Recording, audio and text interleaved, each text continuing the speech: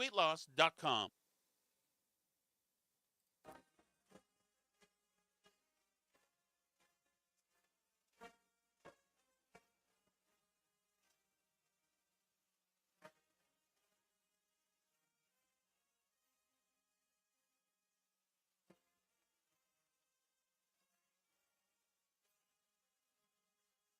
This is Reese on the Radio, filling in for Todd Feinberg on WTIC News Talk 1080.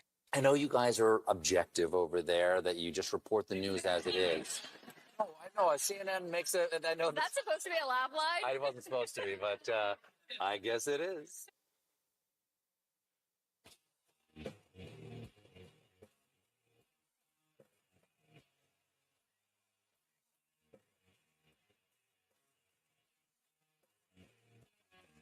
Yeah. What's going on, you folks out there in the Nutmeg State? You know what time it is.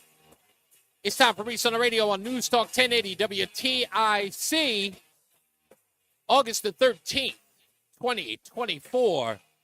Just a mere 24 hours from yours truly's birthday.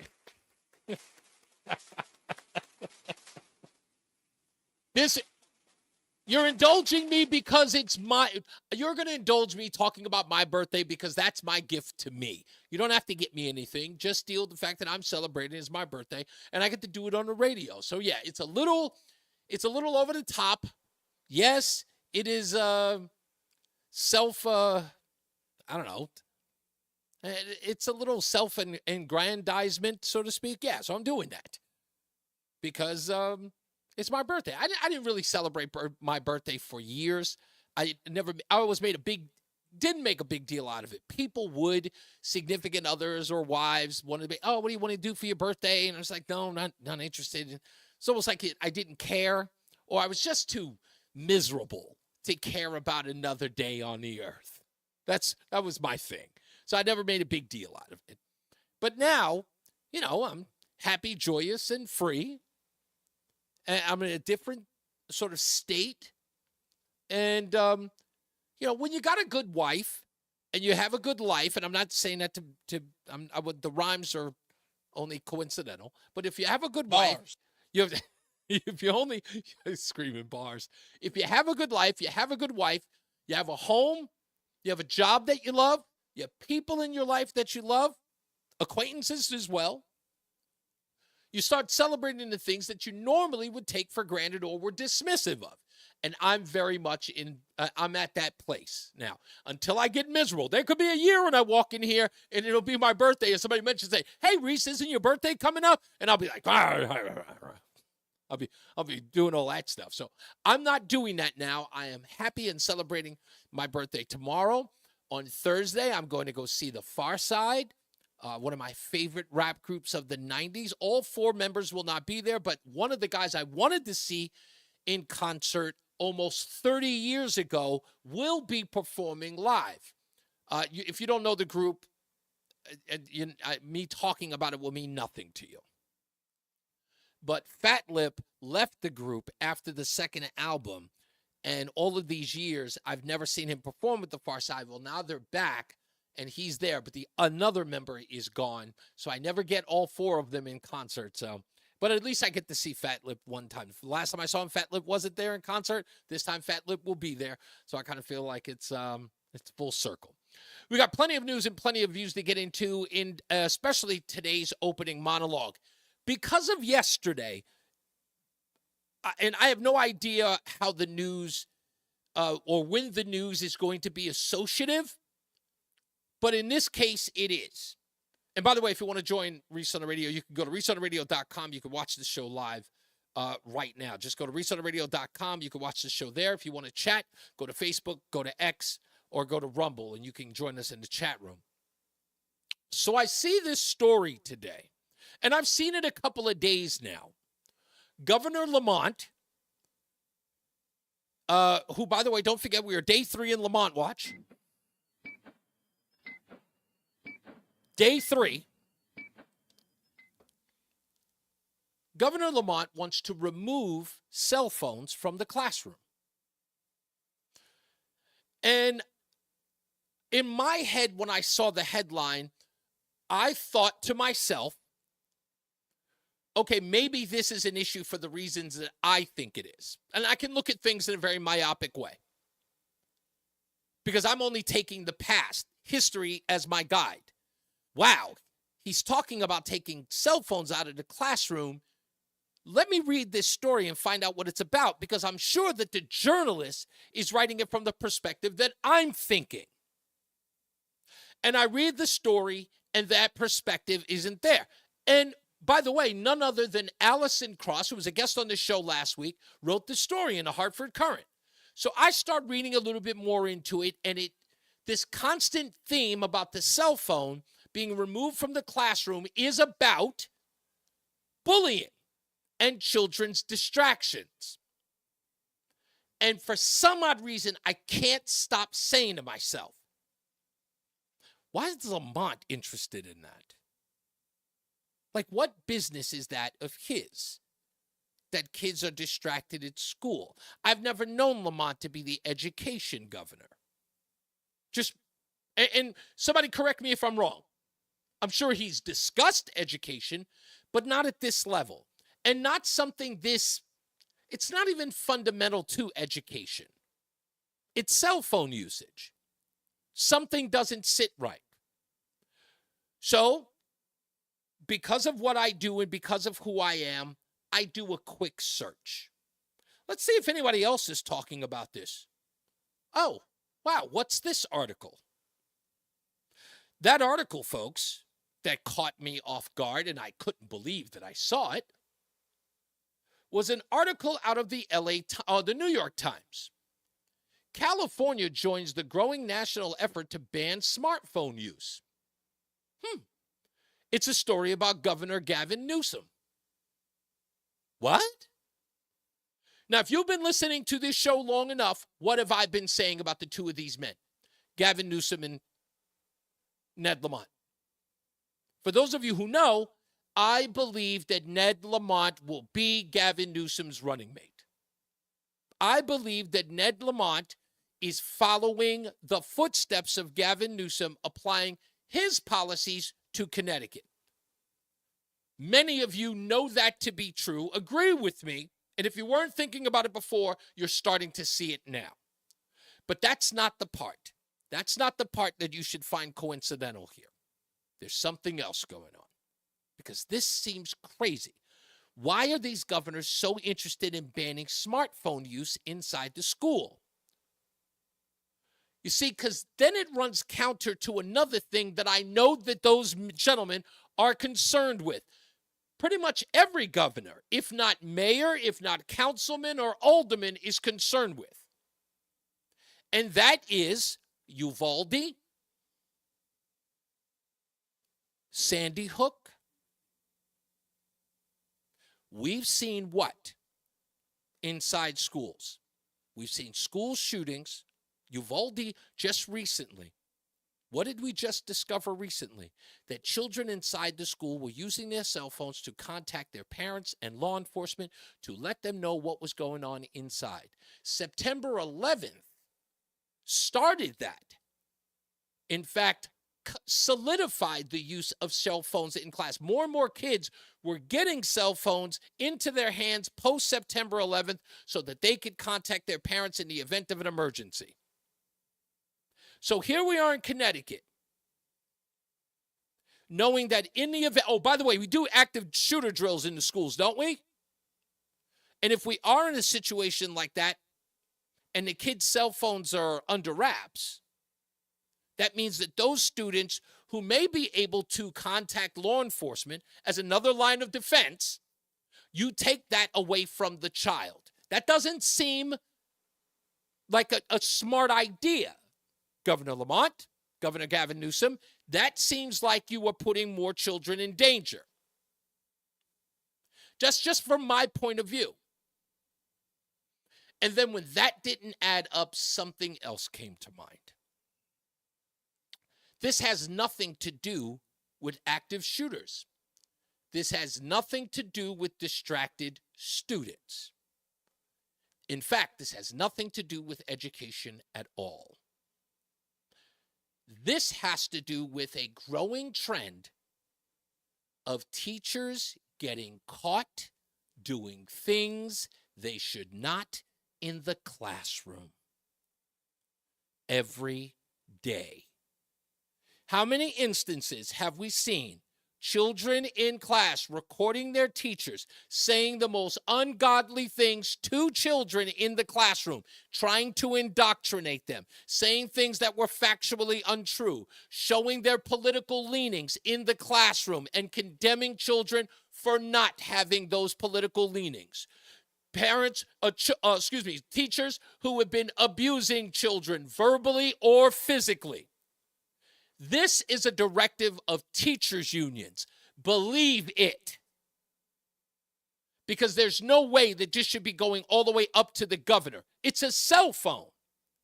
This has been a part of a fabric of our lives as kids going to school for over 20 years now. Now, all of a sudden, governors are talking about pulling out. This is a teachers' union issue. They are getting busted indoctrinating children. And kids are producing evidence to their parents. This is the reason why they don't want them in school board meetings. Remember, a couple of years ago, what did we have? We had school board meetings that were into absolute chaos. And they were mostly stemmed from kids in the school catching these teachers doing ungodly things. And no reporter caught this. No one saw the breadcrumbs.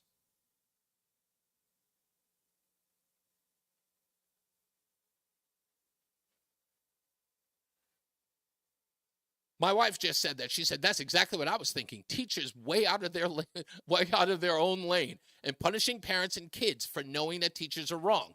Drag queens lap dancing on children, things like that. You're 100%, sweetheart. That's exactly right.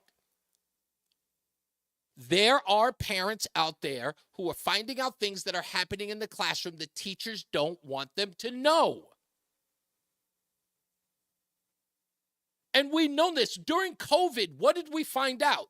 That Randy Weingarten had a direct line to the White House, a direct line to the CDC, and they had public policy going out to all of the schools because Weingarten had a direct line to Washington, implementing what the teachers union wanted. And now you're going to sit up here and tell me that this is about education? It's never about education with the government, especially Ned Lamont. Some of these arguments that they're making are ridiculous. They're futile. Are you telling me that the kids are going into classrooms and the teachers are saying, hey, put your phone away, and the kids going, nah, I'm going to mess with my phone anyway? That doesn't happen. We've heard no reports of that. We've heard none of that at all. Those kids have now become, and if you really think about it, isn't everybody a citizen journalist? A citizen journalist? Isn't everyone? And our children have become that. The kids have ideals at home. They go out into their daily lives, go to school. They see a teacher teaching or preaching some of the most insane things. Does anybody remember the woman in Texas? The teacher in Texas was having a, I guess, off-the-cuff conversation with two students. And one kid whipped out his phone. He didn't record her. He didn't video record her. He audio recorded her. And the teacher was having an argument with the young man. I think the young man's name was Juan or something like that. And the teacher was talking about how you couldn't refer to an individual as a pedophile. You had to refer to him as a minor, minor attracted person, a MAP.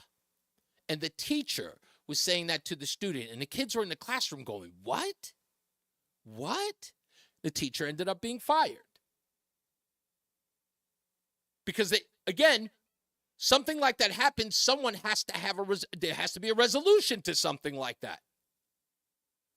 And now the union has they have no way to protect a teacher who is completely out of bounds in the classroom, especially when there's video or audio evidence of it. So with that, you have all of this trouble. So I want to get to the bottom of this, because you can talk all that stuff. I want to see the data that suggests that these kids should not have phones inside the classroom or phones at school that proves that these kids shouldn't have them. Because I see every reason for a kid having not only just access to their cell phone for obvious reasons. One, their own protection. They get into a fight. They get bullied. Something goes wrong. Anything can go wrong. That cell phone, they have access to their parents. They have access to their guardians. They have access to someone who can help them. They say that the school is that the world is a dangerous place. How are these kids supposed to protect themselves? They can't be guaranteed protection. They don't want to put police outside the schools. Why? Because they don't want the school to look like a prison. They don't want to give the teachers guns because, you never know, somebody might get hurt that way. So now they want to take the last line of defense for these students away from them under the guise of education. I'm not falling for this one bit. I can see right through it. Let's go to the phones. 860-522-WTIC. Chris is in Wethersfield. Hey, Chris, what's going on? What's up, brother? Quick question. So okay. So let's look at it this way. What you were saying was, now the kids have access to their parents. They have access to this.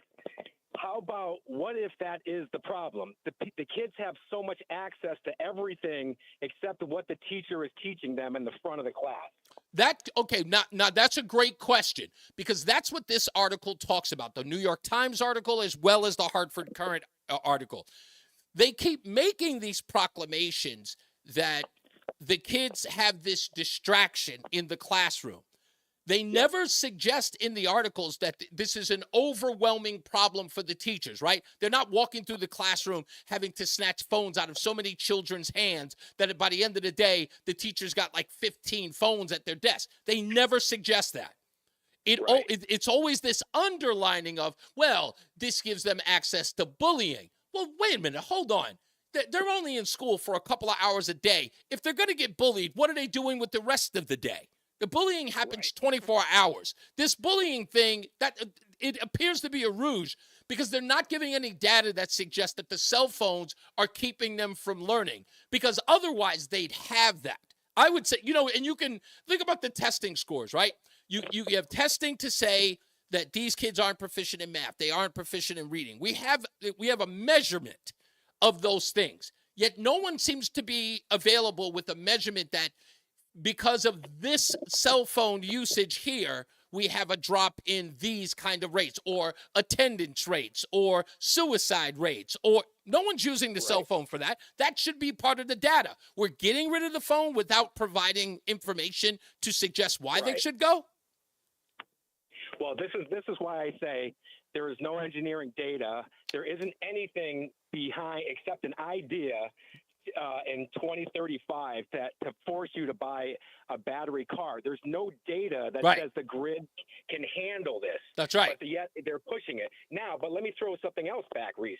Now, the kids are getting, and I was listening to yesterday, the kids are dumbing down. They're learning less and less and less. That's right. When they didn't, and now, like you're saying, it's hard to attach data to a theory like that. Right. But what I think possibly I could say with, if I was using my statistics with 100%, or maybe a 95% confidence variable, that 20 years ago, when cell phones weren't even present in the school, were the kids' scores greater? Yes. And if the answer is yes, that's a good point.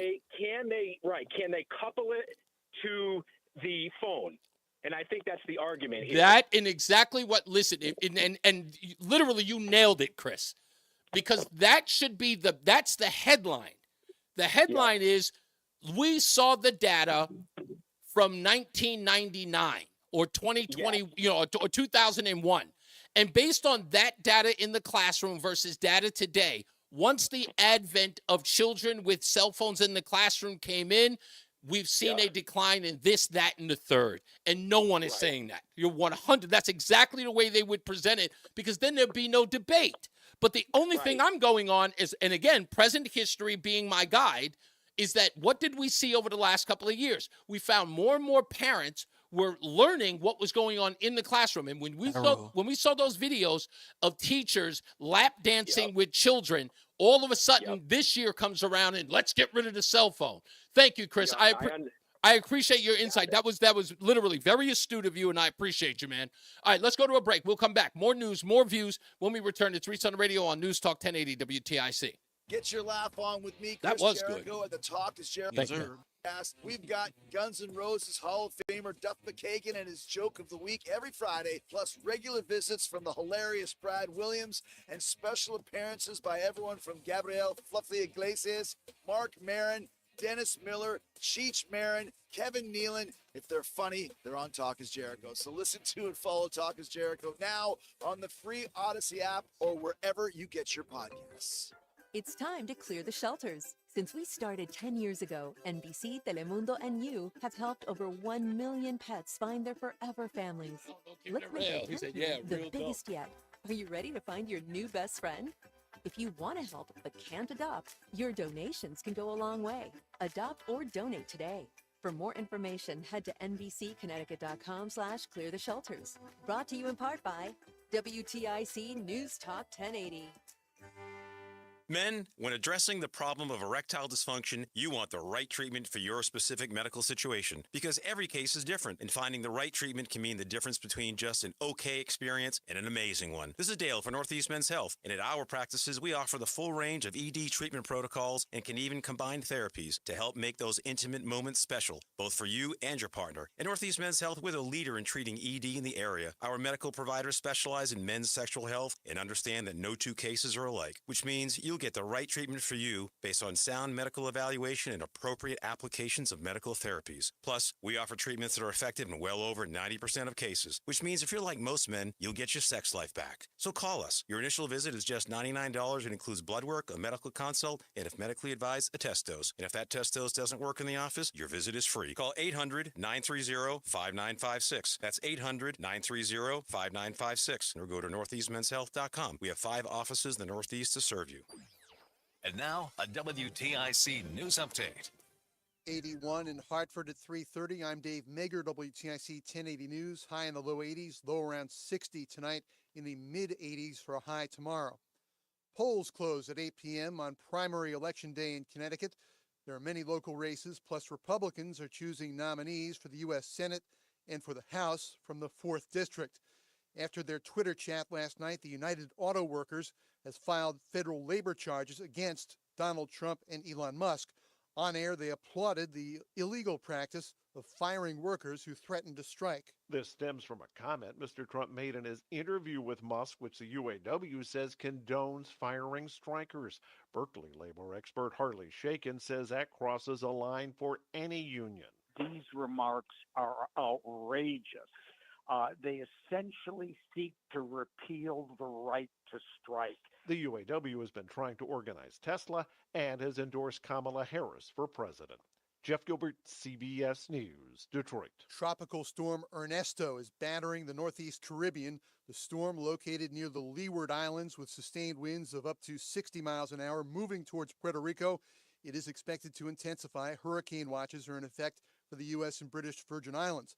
FEMA is urging people in Puerto Rico and the U.S. Virgin Islands to be prepared for extended power outages. MTV's Video Music Awards are being moved from September 10th to September 11th to avoid a conflict with ABC's presidential debate. Moving the VMAs back one day allows celebrity performers, including Taylor Swift and Eminem, and their fans to watch the debate as well. Swift posted an Instagram message last fall encouraging her hundreds of millions of followers to register to vote, and tens of thousands did so. CBS's Allison Keyes reporting. Wholesale inflation rose less than expected in July. Starbucks stock is up more than 20% today. That's after the announcement of a change at CEO. Brian Niccol of Chipotle will take over at Starbucks next month. On Wall Street, the Dow is up 387 points. S&P is plus 83. NASDAQ rising 374 points. And we check the WTIC forecast. For this afternoon, a beautiful summer day, sunny to partly cloudy skies, the high of 82. Partly cloudy, mild tonight, but comfortable with the low down to 60.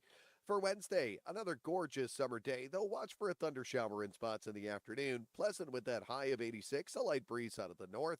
Thursday, partly sunny, again a stray shower possible, the high of 85. Then as we head into Friday, mostly cloudy, warm, the high of 86, a light breeze out of the south-southwest. I'm meteorologist Jason Caterina in the WTIC Weather Center. 81 now in Hartford. Sports, Red Sox and Rangers, 6:10 the pregame on WTIC. Yankees at the Chicago White Sox, Mets hosting Oakland, Yard Goats home to play Somerset. New NFL team valuations from Sportico. Dallas Cowboys are the first franchise to reach a value of $10 billion. The Giants check in at third at $7.7 billion, and the Patriots are worth $7.3 billion. For more, check out WTIC.com. I'm Dave Maker, WTIC 1080 News. This is Eric Miner from Miners Incorporated in Canton, Connecticut. Eric used to have an in-house IT staff, but not anymore. Certainly the difference between when we did it ourselves and having Tab do it now is that they certainly know more about what they're doing than we ever did. Not only does Eric get IT expertise, Tab Computer Systems doesn't tie him or his company's funds to a long-term contract. Tab has been good at helping us to do what we do well and what we need to do well. Which is sell building supplies and lumber. With Tab's monthly service plan, Eric's company has its own IT department that has to earn his business each month. I would not hesitate at all to recommend Tab Computer Systems to assist any small business out there. No long-term contracts. Just another reason to call Tab today. 1-888-TAB-4-HELP. 1-888-TAB-4-HELP. Or visit tabinc.com. Technology's advancing business. Tab Computer Systems. It's great to have neighbors you can count on. For more than 45 years, you've been able to count on the law firm of Brown, Painderis & Scott for professional legal counsel, from family law and business to property disputes and personal injury claims. At Brown, Painderis & Scott, our team of lawyers have over 100 years of combined experience and are your neighbors. At BPS Lawyers, you get more than a lawyer. You get a law firm. Visit us at bpslawyers.com. Nick Painderis is responsible for the content of this ad. Did you ever come home on a hot day, open your door, and your air conditioner just doesn't feel right? That's a real summer bummer. Say, come on into Campbell. From a simple seasonal tune-up or an air conditioner repair to the installation of a much more cost-efficient cooling system, Campbell's got the cool tools. Veteran-owned and managed, Campbell Heating and Cooling. Visit campbellcooling.com. Campbell Cooling uses all major name brands, including American Standard and Mitsubishi heating and cooling equipment. Let our expert technicians cool your home this summer. We all hear the radio ads about the IRS. They tell you to be afraid, to be scared, and they try to frighten you into calling. I'm not here to do that. Tax Relief Advocates is different. TRA is here to tell you that if you owe money to the IRS, whether it's $5,000, $50,000, or $500,000, we have a solution. It doesn't matter if you're sitting in your car, at work, or with your kids. No matter where you are, call now. 800-575-6481. Don't lose hope. TRA can eliminate or reduce what you owe to the IRS. Generous programs are now available that can give you a fresh start. Our passion is taxes and helping individuals fix their IRS problems. We have over 1,000 5-star reviews on Google and an A+ with the Better Business Bureau. You don't need to be afraid of the IRS any longer. End your tax nightmare today by visiting us online at TRA.com or call 800-575-6481. That's 800-575-6481. Tax Relief Advocates. Real solutions for real people. As fall approaches, you have a lot to prepare for. Back to school, sporting events, family gatherings, and staying on top of your health. The virus that causes COVID-19 continues to evolve. So this fall, no matter what you're prepping for, you can prioritize your family's health and make a game plan for COVID-19 vaccination. Ask your doctor or pharmacist to learn more. Sponsored by Pfizer. Mom, meet Sarah. From first-time Nana moments to Flight 101. to annual girls trip moments. Your can't-miss moments are worth protecting against RSV. If you're 75 or older or 60 plus with a chronic condition like asthma, COPD, heart disease, or severe diabetes, you're at higher risk of landing in the hospital from RSV. And there are no prescription RSV treatments. Check eligibility and schedule your RSV vaccine at vaxassist.com. So where should we go next? Sponsored by Pfizer. Hi, I'm Joe with Simple. 1 minute. And I buy houses cash. Got it. If you own a house and want to sell it fast at a fair price, call me at 203-896-4000.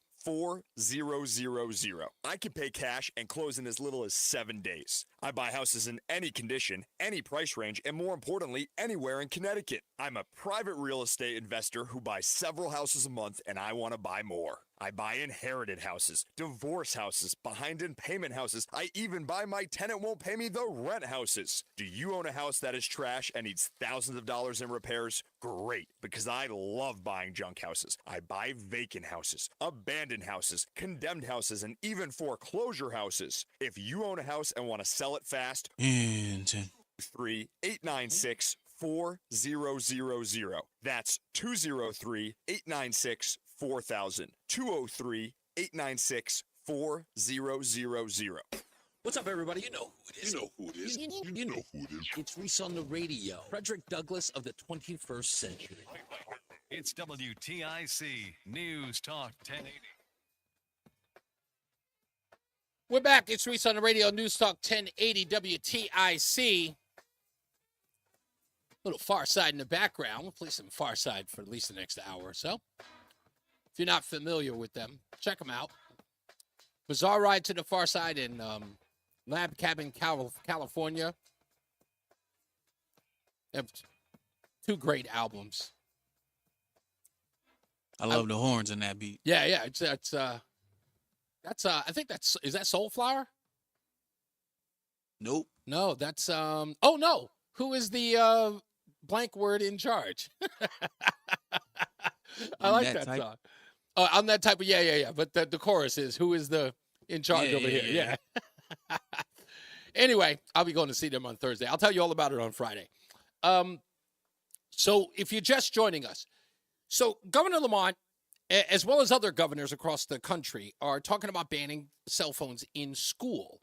And again, I truly do believe that this is nothing to do with whether or not kids are failing in class. This is a direct assault on children being able to, one, protect themselves in the event of an emergency. You know, I brought up Sandy Hook. Clearly, Uvalde was, another cell phone use in Uvalde not only saved kids' lives, but we have police officers who failed to respond, and those 911 calls by the students have now played a role in convicting people who did not go in there to face that shooter. Right? So, again, because we can't rely on several people in several facets of our lives, children are kind of left to their own devices. And that pun is intended.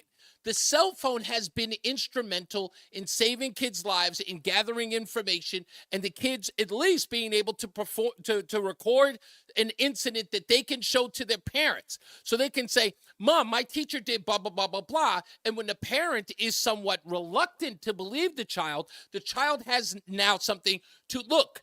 Mom, he did this or she did this. Here, listen, here, watch. Okay? Because we can't trust them in the school. We just can't. I know you wanna, and I know that there are great parents out there, but you know what? Just like everything else in life, there are people who are not so good.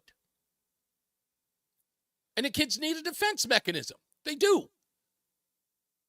And trust me, if they're in the classroom and the kids, you clearly see the kid, pulling out their phone and they're on social media or they're playing games, yes, of course, deal with that child. Right? If it's so rampant that every kid in the classroom is going to whip out their phone, fine. Suspend all of them. Give them all deferments, whatever you got to do in the classroom. Do they still get deferments today? I have no idea. But whatever to do, whatever you got to do. But if you're a good enough teacher, you can say to a kid, look, no cell phones in the classroom. Excuse me. No cell phones in the classroom. Do not use them during the classroom unless you are instructed to. And if you're a teacher and you have respect in the classroom, the teachers will do that. But some kids may have to whip out the phone. Teachers in there talking about you can't wear that T-shirt. You can't wear that hat because it says something politically that they disagree with. One of the kids has got to go, click, click. They got to. To the phones we go. 860-522-WTIC. Let's go to Robert in Cheshire. Hello, Robert. You're on Reese on the Radio. Reese, good afternoon. 3 quick points. I'll tie them all together. Your piece about education yesterday was excellent. Thank you. And at the same time, you talked about would you have done your job or would you do as well without having had school? And the point that I think was missed in that was one of the reasons why we have the political challenges we do is that there isn't enough education or emphasis on education about the civics. Why is there an electoral college? Right. How did the framers think about separation of powers? How did the framers set up the government? So I'd like to make that point.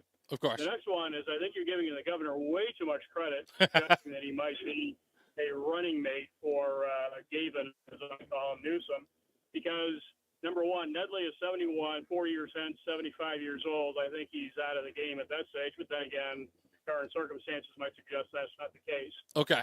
And I would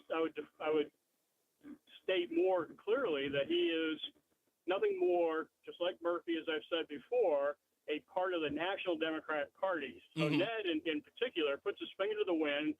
What is the National Democratic Party doing? Oh, I'm going to go do that. He has no creativity. I agree. No initial initiative at all, one way or the other. And one last point, I think I've made this before also. You mentioned Randy Weingarten. Our very own subset of Randy Weingarten in Connecticut is a state senator, if you can believe that, Jan Hokedel out of Meriden. Yep. He is president of the American Federation of Teachers in Connecticut with, I think, 22,000 teachers contributing almost $7 million. Wow. She gave $900,000 2 years ago from AFT Connecticut to AFT National Randy Weingarten. Yeah, that's again, and what is that used for? It's nothing more than a slush fund to go back into the arms, or the hands, I should say, of their political allies, which then is given right back to the teachers union or to teachers in general to go right back to dues. It's just a constant. It's money laundering at its best. It's exactly what it is. That's a good way of stating it, money laundering. So I'll make a shameless plug for the woman who's running against Hokedel. Her name is Elaine Cariati, Cariati, and I think we all ought to give her a look, and if we agree, give her support, because having a teachers union president as one of our state assembly senators is absolutely ridiculous. Wow, talk about double dipping, huh? Yes, sir. Amen.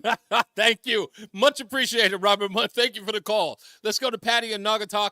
Hello, Patty. Happy birthday. Oh, it's tomorrow. It's tomorrow. But thank you.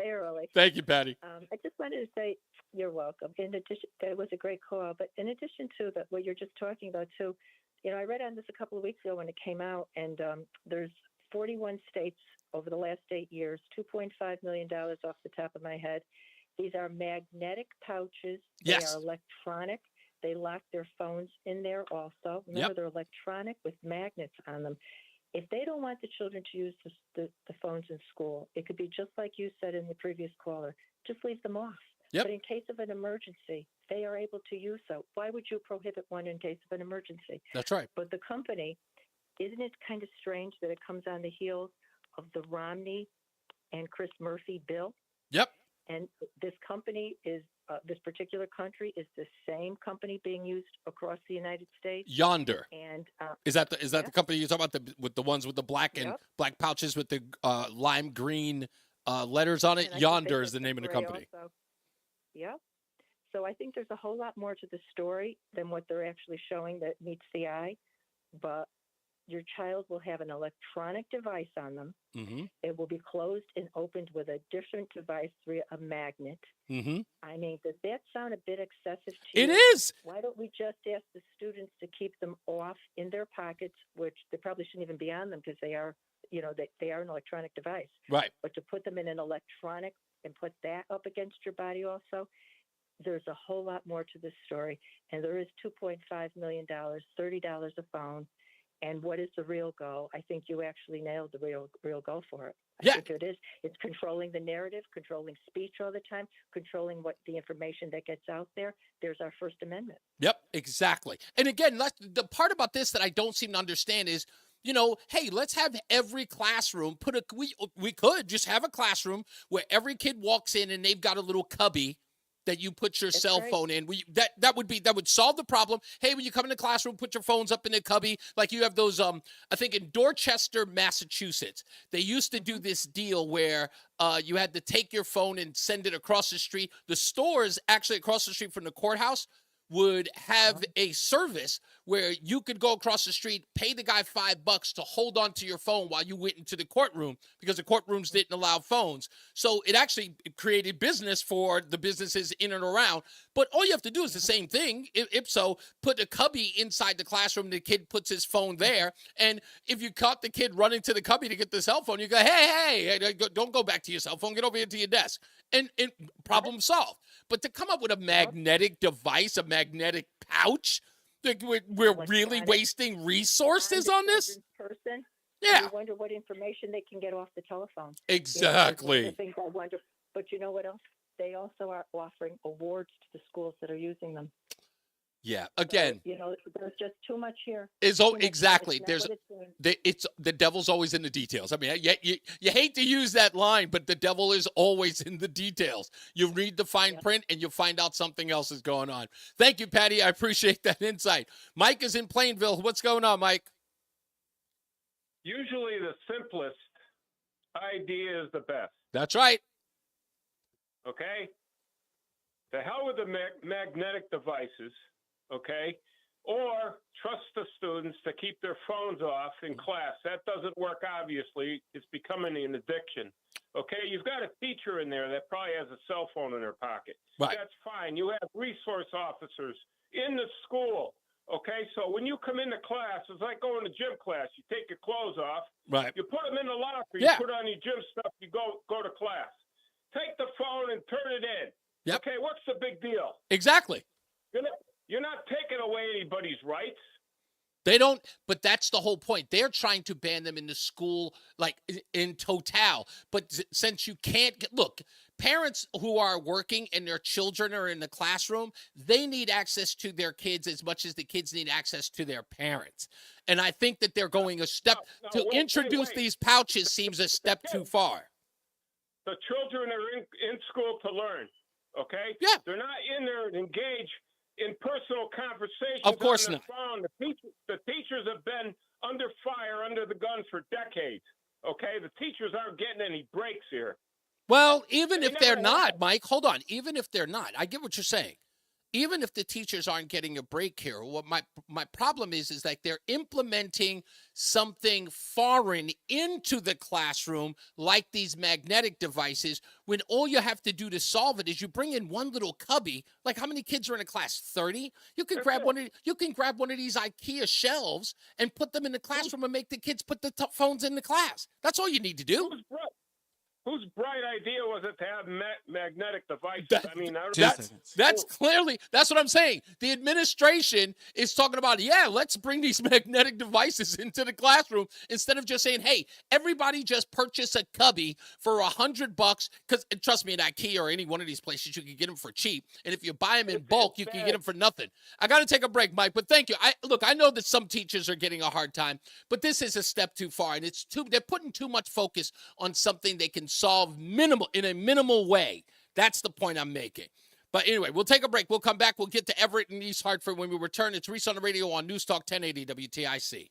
Hey, Tom Shattuck here with a new opportunity for you. The 20-pound summer slim down with Awaken 180 weight loss. Dropping 20 pounds before summer ends. Cruising to your goal of 30, 40, 50-plus pounds down. It's simple. You take the few last weeks of summer, eating, drinking, enjoying the weather, but the difference? You're doing it with the 20-pound summer slim down. But Tom, summer's almost over. Well, that's the point. The pounds melt off fast with Awaken 180. I dropped my first 20 in less time, and that easy 20 propelled me to reach my goal of losing 80 pounds. Think about it. You're about to slide back into the same old fall routine with the same old mindset. No, mix it up. Live up the rest of your summer while dropping your first 20. Then jump into fall with a whole new groove. Yeah, I said it. You'll be saying it too in just a few weeks from now.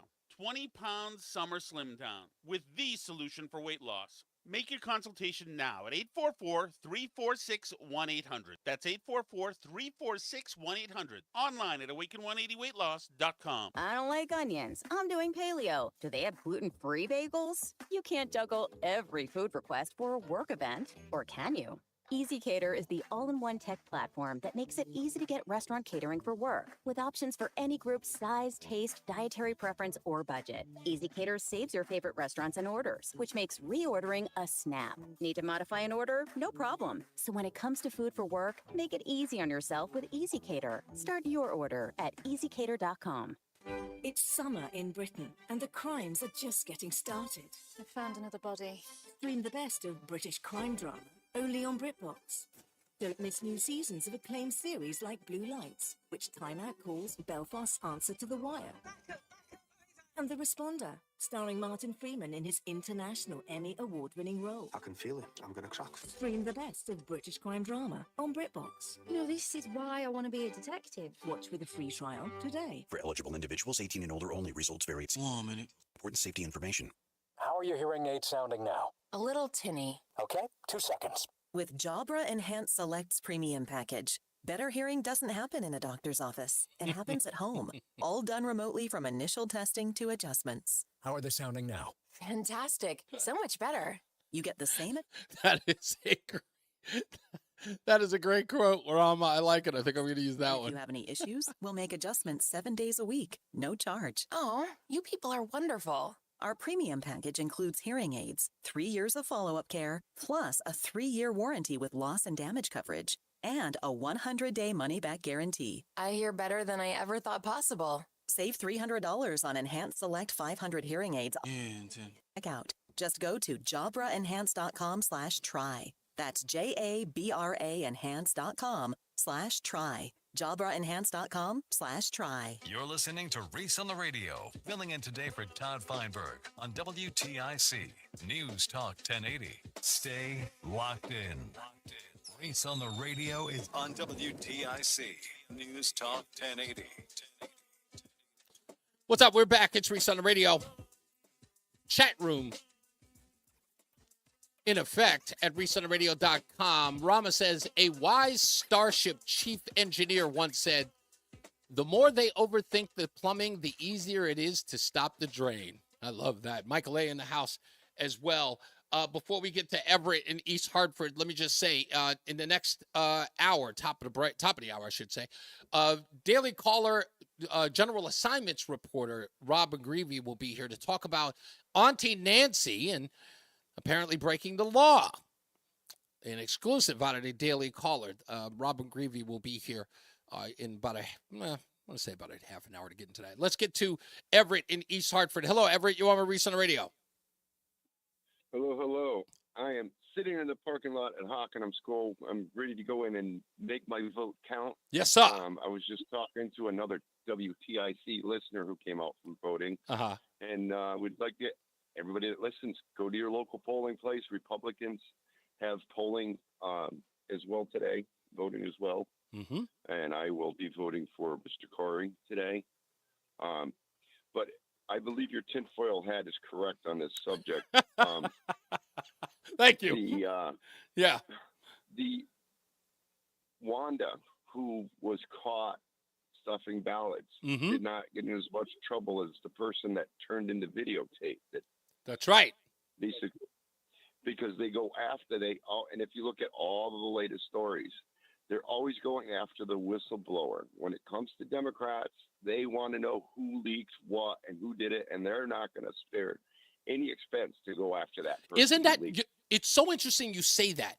What gives sort of credence to what you're saying, Everett, is remember when James O'Keefe, when he was still with Project Veritas, caught the COSCOB vice principal on tape saying that he was discriminating against people who are Republicans or Christians, and the Connecticut local news reporter was scrutinizing James O'Keefe for recording the guy doing what was a criminal act. and they were scrutinizing him. All the news media was going after James O'Keefe, and he busted a guy doing something criminal, and they had more disdain for James O'Keefe than they did for the guy who did the crime. Yeah, no, anybody that squeals on the government or a government official gets in trouble. Yeah.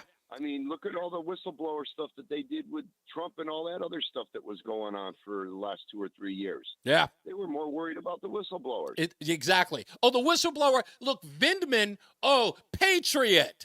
But then when the whistleblowers came forward from the IRS about Hunter Biden, vilified. How dare they? Are they really IRS employees? How well are they?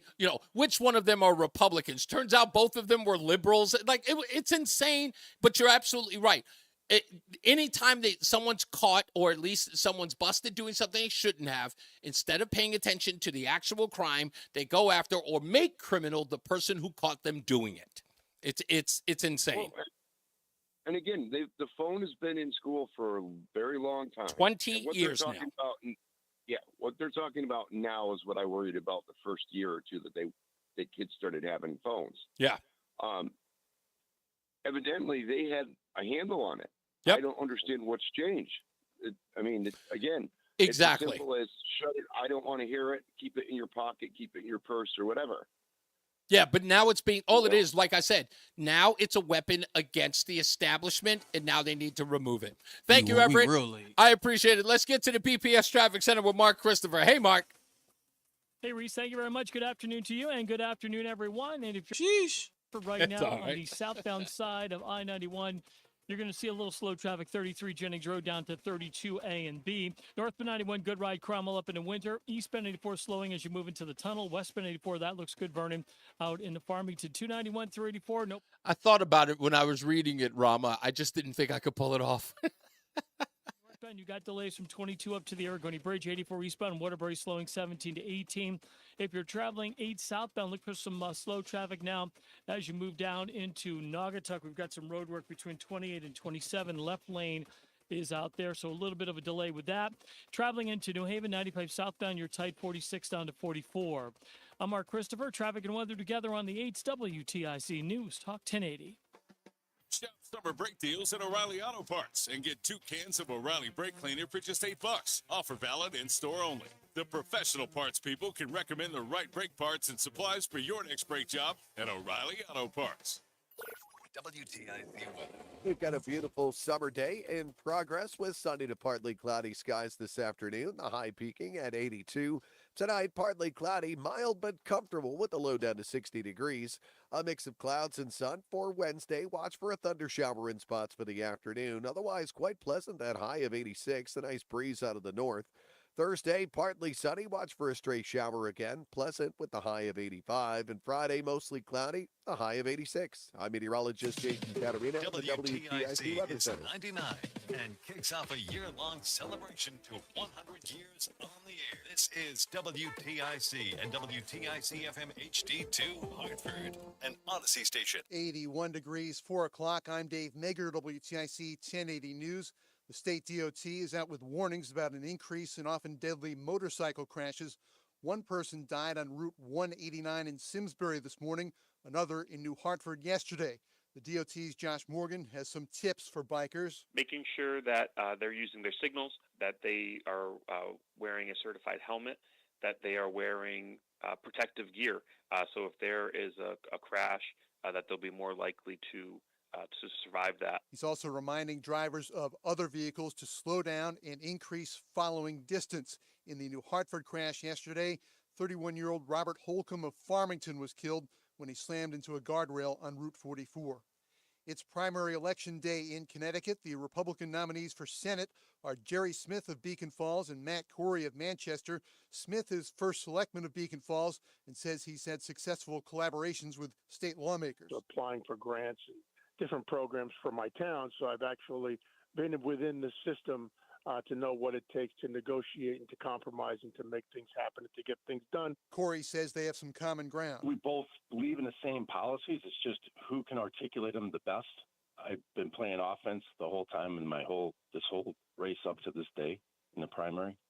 So you have to be aggressive. You have to be out there, and you have to state the case. And we've been doing that. The winner will face Democratic incumbent Senator Chris Murphy. You can vote until 8 p.m. tonight.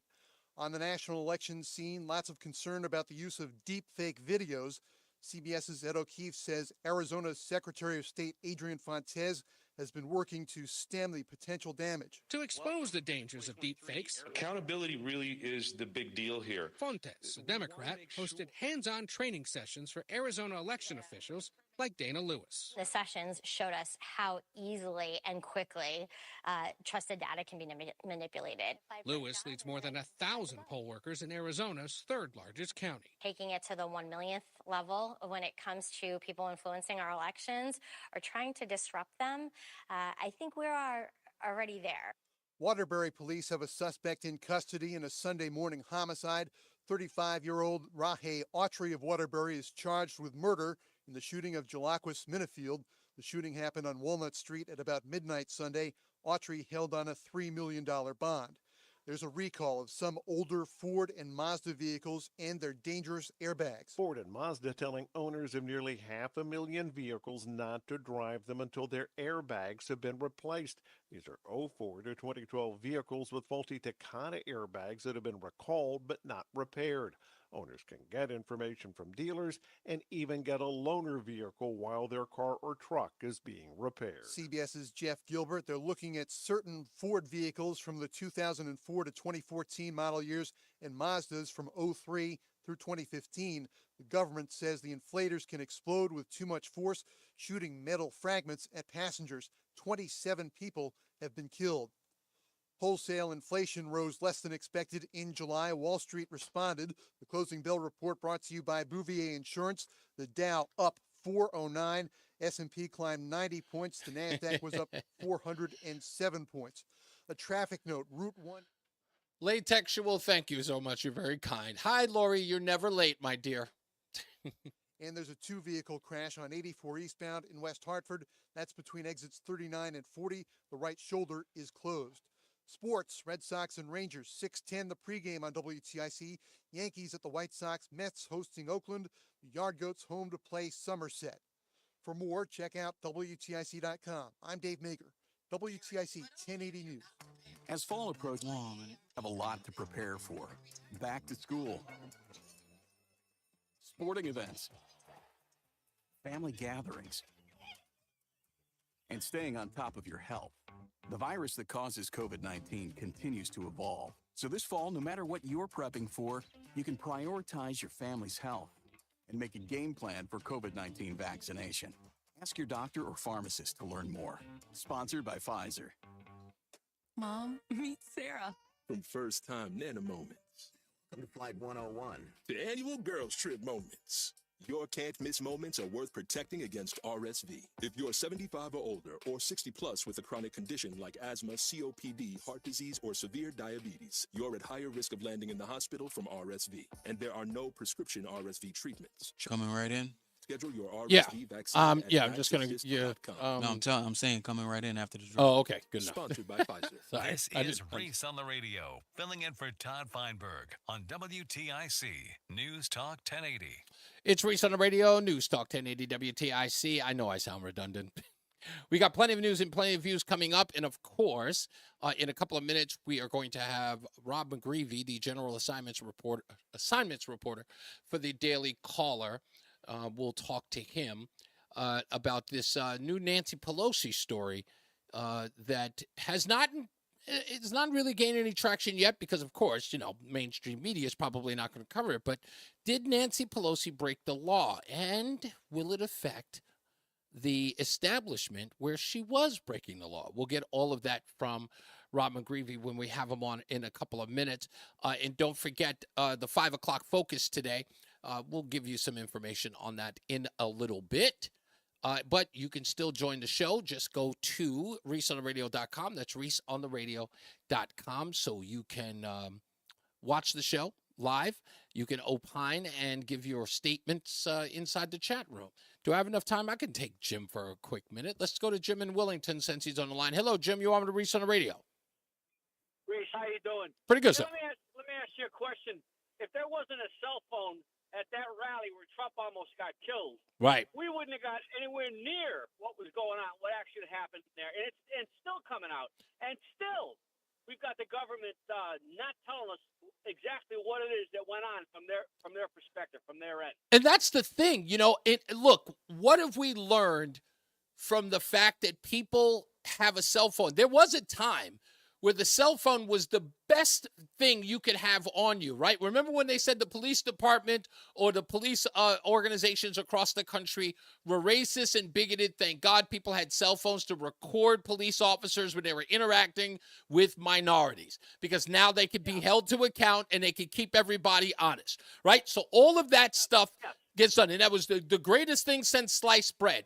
But of course, everything has a pendulum swing. It means that everyone is under scrutiny. And again, like I said, for Governor Lamont, and even in we had Texas, we had Uvalde, we had Sandy Hook, we had September 11th, we had there were countless. What is it, Marjorie Stoneman? We had all of these instances where children who had their cell phones were able to inform police officers or people in charge inside of what was going on. And this is an opportunity to help kids when they are in dire situations. And you want to take that power out of their hands. I don't get it. Anyway, that same thing applied. They said the same thing about the phones in the schools. Yep. Years ago, they said the same exact thing. As a matter of fact, there was a teachers union, and I can't back this up with Jim, let me go to a break. Jim, I got to go to a hard break, dude. I got to get to traffic with Mark Christopher. Hey, Mark, I'm sorry. Mark's in the BPS Traffic Center. No sweat. Reese, thank you very much. Good afternoon to you, and good afternoon, everyone. And if you are traveling into Hartford right now on the southbound side of I-91, you've got slow traffic now from exit 34 down to 32A and B. On the northbound side of 91, that moves well. Cromwell through downtown up into the Middletown exits. If you are traveling on the eastbound side of 84, that is slowing now as you move up on exit 46 Sisson Avenue down into the downtown tunnel. If you are traveling on the 291 384, that looks good east of the river. 2 eastbound, no problems, Glastonbury into Marlboro. Heading in Middletown, 9 northbound, delays approaching 22 up to the Aragoni Bridge. 84 eastbound in Waterbury, slowing 17 up to exit 18. If you are traveling into the New Haven area right now, looks good 91 and the Parkway. 95 southbound, delays 46 down to 44. Traffic and weather together on the 8th WTIC News Talk 1080. WTIC weather. It's been a beautiful day, and we'll have a great evening ahead of us. Then overnight tonight under partly cloudy skies, quite comfortable with the low down to 60 degrees. Setting in through our Wednesday, another beautiful summer day, though watch for a thunder shower in spots in the afternoon, the high of 86 with a mix of clouds and sun. Thursday, very similar, partly sunny, a stray shower possible, the high of 85. Friday, beautiful summer day, though mostly cloudy, the high of 86. Saturday, mostly cloudy again. It'll be a bit more humid. We'll have a couple of showers around, the high of 81, and humid with periods of rain on Sunday, the high back to 81. Currently, Danbury at 81, Bridgeport 78, and it's 82 in Hartford. I'm meteorologist Jason Caterina in the WTIC Weather Center. But you know we need to call Rob, right? Information. Yeah. Oh, As okay. updates from the Cordell and Cordell Sports Desk at 15 and 45 past every hour. Only on WTIC News Talk 1080. Follow WTIC News Talk 1080. Don't miss out on important updates in Connecticut from breaking need-to-know news, weather alerts, and more. Follow WTIC News Talk 1080 on the Odyssey app now. This is the story of the one. As a maintenance engineer, he hears things differently. To the untrained ear, everything on his shop floor might sound. Kathleen, thank you so much. Thank you so much. I really do appreciate you saying that. I promise you'll at least get to hear me for a little bit, but thank you. To get the job done, which is music to his ears. Call, click Grainger.com, or just stop by. Grainger, for the ones who get it done. Wow, honey, have you seen the electric bill? Yeah, it's out of control. But have you heard of Navien tankless water heaters? Tankless? How does that even work? Well, instead of constantly heating and storing water, it only heats water when we need it. So much more efficient than our giant tank heater. That sounds great. Let's look into Navien. Already on it. Imagine all the hot water you need only when you need it. Bulky tanks are history. Navien High Efficiency Tankless is the future. Compact, wall-hung units free up floor space, lower energy bills, longer life than tanks, and a 15-year warranty. 1 minute. TanklessMadeSimple.com. Retirement can be scary, but only if you're not prepared. That's why AARP created thisispretirement.org. Because unless you've already retired, you're in pretirement, and you still have time to plan. Learn about retirement. Rama's in the chat room saying that every time Dave Maggard says his name, Rama says, my ears perk up every time that news guy says his name. I'm like, you're Dave what? Yeah, exactly. Brought to you by AARP and the Ad Council. It's time to clear the shelters. Since we started 10 years ago, NBC, Telemundo, and you have helped over 1 million pets find their forever families. Let's make our 10th year the biggest yet. Are you ready to find your new best friend? If you want to help but can't adopt, your donations can go a long way. Adopt or donate today. For more information, see Connecticut.com/clear the shelters. Brought to you in part by WTIC News Talk 1080. It's Reese on the radio. And don't say we didn't warn you on News Talk 1080 WTIC. And we are back. News Talk 1080 WTIC. Ooh, this is one of my favorite. This is second track on Lab Cabin, California.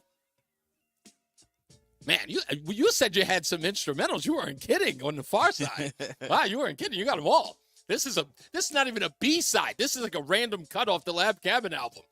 Anyway, on the phone with us is Rob McGreevy, the general assignments reporter of the Daily Caller, who's on the phone. And it's a pleasure to finally get to talk to somebody over at the Daily Caller. It's one of my favorite places to get my news. It's where I gather all my news.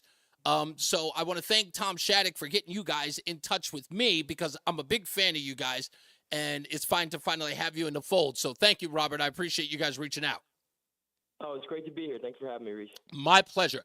Okay, so now some people may be they may be dismissive of this report. When I first read it, I said, "Oh, okay, this is pretty serious," and I don't know how much can be made of it unless it's, I guess, some news media outlets at least start covering it. But let's talk about what you discovered or what was discovered by Nancy Pelosi in Maryland and how she violated the law. Explain to us what happened.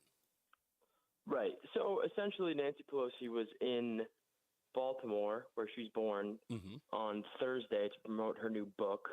And she was promoting it at a library, which is a public library, a nonprofit, 501c3, tax-exempt organization. As a result of that tax-exempt status, this library, like all tax-exempt nonprofits, is mandated by the IRS to avoid participating in any political activity. The library knows this for sure, and Nancy Pelosi, I'm sure, knows this. Despite that fact, she chose to use the opportunity, which is supposed to be promoting her book, which is essentially a non-political activity, and she chose to essentially endorse Kamala Harris for presidency, saying Kamala Harris is the best candidate, she's the one to vote for, and saying some disparaging things about Donald Trump as well. And that's seems to me like a pretty explicit violation of this IRS code. Yeah, and in fact, here's a part of the quote from your article. Kamala Harris should be elected president of the United States because she is the best person for the job, end quote. And the comments that she made about Donald Trump was, here's her quote. It was awful. There can be no denying that this was an insurrection incited by the president of the United States. And and again, inside the library, no doubt, the fact that she's making an endorsement of a presidential candidate inside the Pratt Free Library? Is that the name of the library, if I got that right? Correct. The Central Enoch Pratt Free Library in Baltimore. Yeah. So when she makes this statement, everyone knows that she shouldn't do this. But here's the interesting part in your article, Rob. She says, quote, I didn't know we could talk politics. I think we're talking civics here right now. Right, and I think that signals that she seemed to catch herself. Right. Oh no, I have to back up now. Yeah, but why would she think that saying Kamala Harris was best to be president and Donald Trump was was an insurrectionist? Why would she think that it was okay to equate that to just having a civics discussion? Now, taking off my reporter hat for a minute and putting on my just average informed citizen hat, I just think that Pelosi and the rest of the Democrats have gotten way too comfortable with this media environment, just not challenging the Harris campaign or Democrats at all. That's been so adversarial to Donald Trump and Republicans that maybe she let her guard down a little bit and said, well, we're not going to be prosecuted in the media for anything, so why should I have to adhere to tax code laws? Let me go one step further. By the way, if you're just joining us, we're on with Rob McGreevy, General Assignments Reporter for the Daily Caller News Foundation. Let me give you another scenario that maybe you've considered, maybe not. I believe that many people on the left believe that when they're engaged in conversation with people, they believe that everyone they see agrees with them, and there is only a small minority of people who think other. Like everywhere they go, everyone agrees with their point of view. And I'll give you another example. If you've watched that X video recently where the Dominican man catches Chuck Schumer sleeping. I mean, caught him slipping. And he says, hey, Chuck Schumer, do you know that the Dominican community hates your guts? And Chuck Schumer doesn't know what to do? Because, again, Chuck Schumer thinks that everyone that is going, especially people of color, there's no way that they would be opposed to him. So he's caught slipping.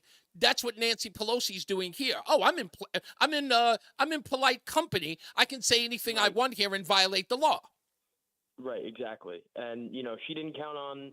Luckily, there was because as far as I know, there were no cameras at the event. Wasn't necessarily public to the media, but there was a Baltimore Sun reporter there who managed to capture the comments, and she probably didn't count on that.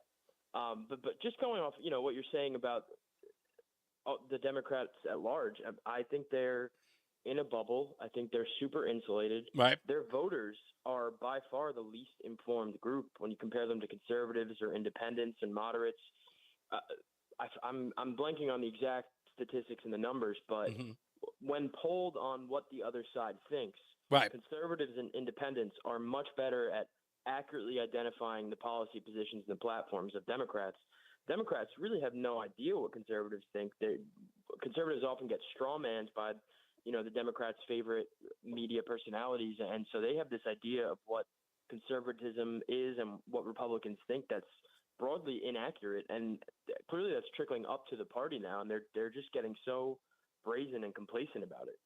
So even with this, Rob, let's talk about the ramifications, if any. Now, I know that there's at least one lawmaker that is making a big ruckus out of this, and that's Representative Andy Harris from Maryland, who now he's tweeted this out. He says, why is Nancy Pelosi campaigning for presidential candidates at a nonprofit organization such as Pratt Free Library in Baltimore?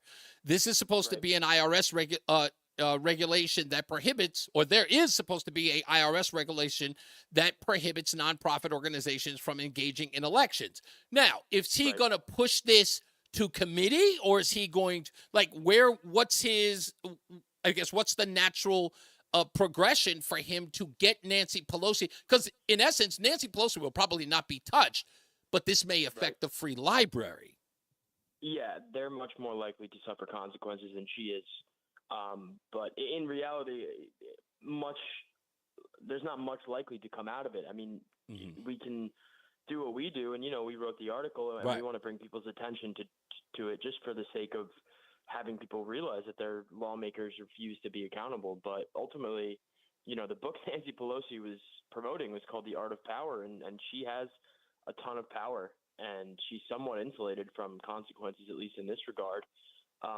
The letter that we published that Representative Harris wrote to the House Ways and Means Committee chairman was essentially asking them just to clarify, to take a look at the nonprofit status of the library. Representative Harris, he wasn't asking them to revoke it. I think somewhat symbolically, but just to Right. I think he's calling for checks and balances that pretty much just says, hey, look, I get that you guys think you've got to run of the mill, but there are rules that you have to adhere to, and they don't get immediately wiped off the plate because, you're Nancy Pelosi, because you're a former Speaker of the House, because you're in essence in politics, you're the biggest celebrity there is, and you get to violate the law. Right. Yeah. Basically saying this is not going unnoticed. You may not get anything more than a slap on the wrist, but we see you. We see you breaking the rules. We see you again. And I think it's worth it because we saw during COVID all these Democratic governors saying you can't go out to dinner, you can't do this and doing that, and then breaking those rules themselves. And that hypocrisy does ring true to the American people. People see that, and it's important that we keep shedding a light on that for people to see that these rulers, these people who have the power in our society, they hold themselves to a higher standard. And in many regards, I feel like they think they're better than us. Let me ask you this. By the way, we're on the phone with Rob McGreevy, general assignments reporter at the Daily Caller. Rob, I don't want to say that, I don't want to ask you to take suggestions, but if I could run a couple of storylines behind you and you could tell me whether or not you might be, or even if you wouldn't be interested in a couple of story ideas. Sure. Okay, good. Since we have you on for the break and we got so much more time to cover, I'd like to throw a couple at you. Let's start with one. There's a new story that just came out. Well, it's not new, but it's a story that actually has some newsreel to follow, that presidential or vice presidential candidate Tim Walz was using the police to enforce curfews by shooting paintballs at residents outside their home. Have you heard about this? I'm peripherally aware of it. I've heard some scuttlebutt about it in the newsroom. I'd be lying if I said I was fully informed about it, but I did hear about it. There is video. Okay. Yeah. I will forward that to you. Anyway. Yeah, that'd be great. Okay, I'll forward that to you. And I don't have your direct line, but I have whose number do I have? I've got Connor's. I got Connor's. So you can give that to Connor. He'll get that to me. Not a problem. The other question I want to ask you is, we were talking about this at the top of the hour, and this is turning into a national story. So it appears that Governor Gavin Newsom, as well as the Connecticut Governor Ned Lamont, are interested in removing cell phones from the classroom. Now, their common theme is that children are not learning in the classroom. I think that's bogus. What I believe, and some people, one of the callers said that my tinfoil hat theory may be true, but this is what I'm thinking. We saw a large number of students who were coming out as, not that they intended to be, but they essentially became citizen journalists inside the classroom, revealing things that were happening inside schools.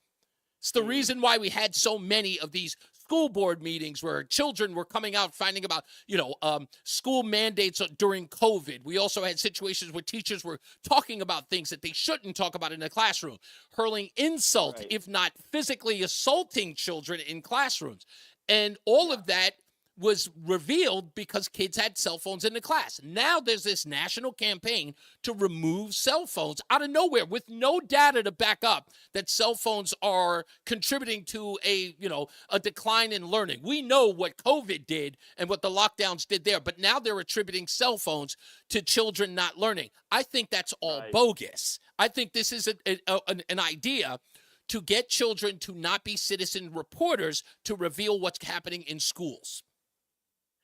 Well, I'll tell you, if it wasn't Gavin Newsom suggesting it, I may be a little more open to it, because I think there is a hard look we need to take as a society into just how attached we are to these devices. But it hardly stopped Gavin Newsom, like you said, from closing schools down. Exactly. At Lamont.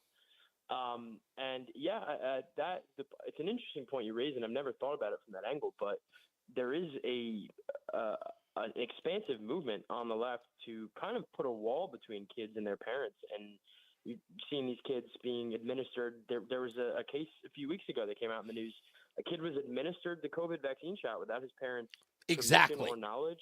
A lot of kids are being encouraged to initiate transition, Mhm. whether in, a gender transition, whether in theory or sometimes even in practice, taking puberty blockers and hormone blockers without their parents' knowledge. So it's an interesting point you raise in terms of just continuing to put the wall up between kids and their parents, because I'm 28. I'm certainly not old. Sure. When I got my first cell phone, they weren't smartphones, and the whole point of it was so you could have contact with your parents and they could call you Exactly. at school if there was an emergency. So Exactly. it's an interesting point to raise. I think it's fascinating. Okay, good. I listen. You're the guy. I'm not a general assignments reporter. I'm no journalist, but I'm an inquisitive person. And when I start seeing people, because again, it's a governor. It sounds like a local issue. And not only that, I believe that when you start talking about stories, usually you start, or the lead, right? You never bury the lead. Here's the data that shows that because of cell phone use, we have children who are failing in the classroom. You usually start with that as sort of the buffer to get someone to understand why we need to remove them. Now, the only thing they're talking about is bullying and distractions. And I'm going, no, that's never the case. Something about this, because I'm looking at both of them. What we saw in the last 3, maybe even 5 years, are more and more teachers getting busted, going after students, talking about things they shouldn't have. Or you might remember the story about the woman in Texas, where she was talking to a kid saying not to call someone a pedophile, call them a minor attracted person. That teacher ended up getting fired. Remember that? Craziness. Yeah. Thank you. Hey, listen, Rob McGreevy, General Assignments reporter from the Daily Caller. Please, Rob, call whenever you guys want to. You're always invited here, man. I appreciate you guys. Absolutely, man. Thank you for having me, Reese. Great talking to you. I appreciate it, man. All right, folks, let's get to the BPS Traffic Center with Mark Christopher. Hey, Mark. All right, Reese, thank you very much. Good afternoon. And if you're heading in toward Hartford right now and you're on the southbound side of I-91, look for delays 33 down to 32A and B, and again down by exit 28. Northbound 91 moving well. Cromwell through downtown up in Windsor. Westbound 84 tied up East Hartford approaching the Bulky Bridge at 47 Sigourney. 84 eastbound, you're running slow 46 into the tunnel. 291, 384, no problems east of the river. 2 eastbound's okay, Glastonbury to Marlboro. 9 northbound slowing 22 up to the Aragoni Bridge. Now, if you're 84 eastbound and Waterbury delays approaching 17 up to the Mixmaster in Waterbury, 84 eastbound slowing by 11 in Newtown, 95 southbound New Haven tight 46 down to 44. Traffic and weather together on the 8th WTIC News Talk 1080. Join us this Sunday for Tumulo Financial, your go-to for retirement planning and taxes. Tune in to the father and son duo from 7 a.m. to 8 a.m. or catch the replay from 5 to 6 p.m. Tumulo Financial Retirement Planning with Integrity on WTIC News Talk 1080. WTIC weather. Gorgeous summer weather continues over the next couple of days. For this afternoon, sunny to partly cloudy skies, quite pleasant, that high of 82. Tonight, partly cloudy but mild. Still comfortable, though, with the low down to 60 degrees. We'll have a mix of clouds and sun again on our Wednesday. Watch for a thunder shower in spots for the afternoon. Otherwise, quite pleasant with the high of 86. A nice breeze out of the north. Then as we head into Thursday, partly sunny skies. Once again, the high of 85. So pleasant temps. Watch for a stray shower again. Light breeze out of the northeast on Thursday. Friday, mostly cloudy, warm, the high of 86. Breeze out of the south-southwest throughout the day. Saturday, mostly cloudy, humid, a couple of showers around, the high of 81. Sunday, humid with periods of rain. Still warm, though, the high of 81 again on Sunday. And Monday, a little morning rain, otherwise mostly cloudy, warm and humid, the high of 84. I'm meteorologist Jason Caterina in the WTIC Weather Center. And now, a WTIC news update. 81 degrees in Hartford at 4:30. I'm Dave Mager, WTIC 1080 News. Whooping cough is on the rise in Connecticut. More than 100 cases this year compared to just 11 all of last year. State DPH officials believe the outbreak is due to under-vaccination of children. It is primary election day in the state. There are many local races, plus Republicans are choosing nominees to face Democratic incumbents, Senator Chris Murphy and Congressman Jim Himes. National Republicans have blamed President Biden for inflation as Democratic presidential nominee Vice President Harris plans to take on that issue this week. At a campaign rally on Friday in Raleigh, North Carolina, the vice president will say tackling inflation will be her day one priority as president. Harris's plans include banning hidden fees and surprise late charges, taking on corporate landlords to cap unfair rent increases, and pressuring big pharma to cap prescription drug prices. Harris has made lowering costs for middle-class families a cornerstone of her campaign and has consistently made it clear she knows prices are too high. Linda Kenyon, CBS News, Washington. Pro-Trump super PAC plans a $100 million TV ad blitz leading up to Labor Day. MAGA Inc. says it will air in 7 key states. Tropical storm Ernesto is in the northeast Caribbean. The storm, located near the Leeward Islands with sustained winds of up to 60 miles an hour, moving towards Puerto Rico. It is expected to intensify, so hurricane watches are in effect for the U.S. and British Virgin Islands. FEMA is urging people in Puerto Rico and the U.S. Virgin Islands to be prepared for extended power outages. Users of Cash App may be able to claim up to $2,500 as part of a $15 million settlement in a lawsuit involving data breaches. Current and former Cash App customers who had an account between August 23, 2018 until now are eligible to submit a claim if they can show their accounts were accessed without their authorization or if their accounts had fraudulent withdrawals or transfers. CBS's Nancy Chen. Closing bell report brought to you by Bouvier Insurance. The Dow closed up 409 points. S&P was plus 90. NASDAQ was up 407 as wholesale inflation rose less than expected in July. Traffic note, Route 1 in Milford still closed between Cherry Street and Locust Street. That's a crash involving a pedestrian. Sports, Red Sox and Rangers, 6:10 the pregame on WTIC. Yankees at the White Sox, Mets hosting Oakland. The Yard Goats home to play Somerset. New NFL team valuations from Sportico. The Dallas Cowboys are the first franchise to reach a value of $10 billion. The Giants check in third at $7.7 billion, and the Patriots are number 4 at $7.3 billion. For more, check out WTIC.com. I'm Dave Mager.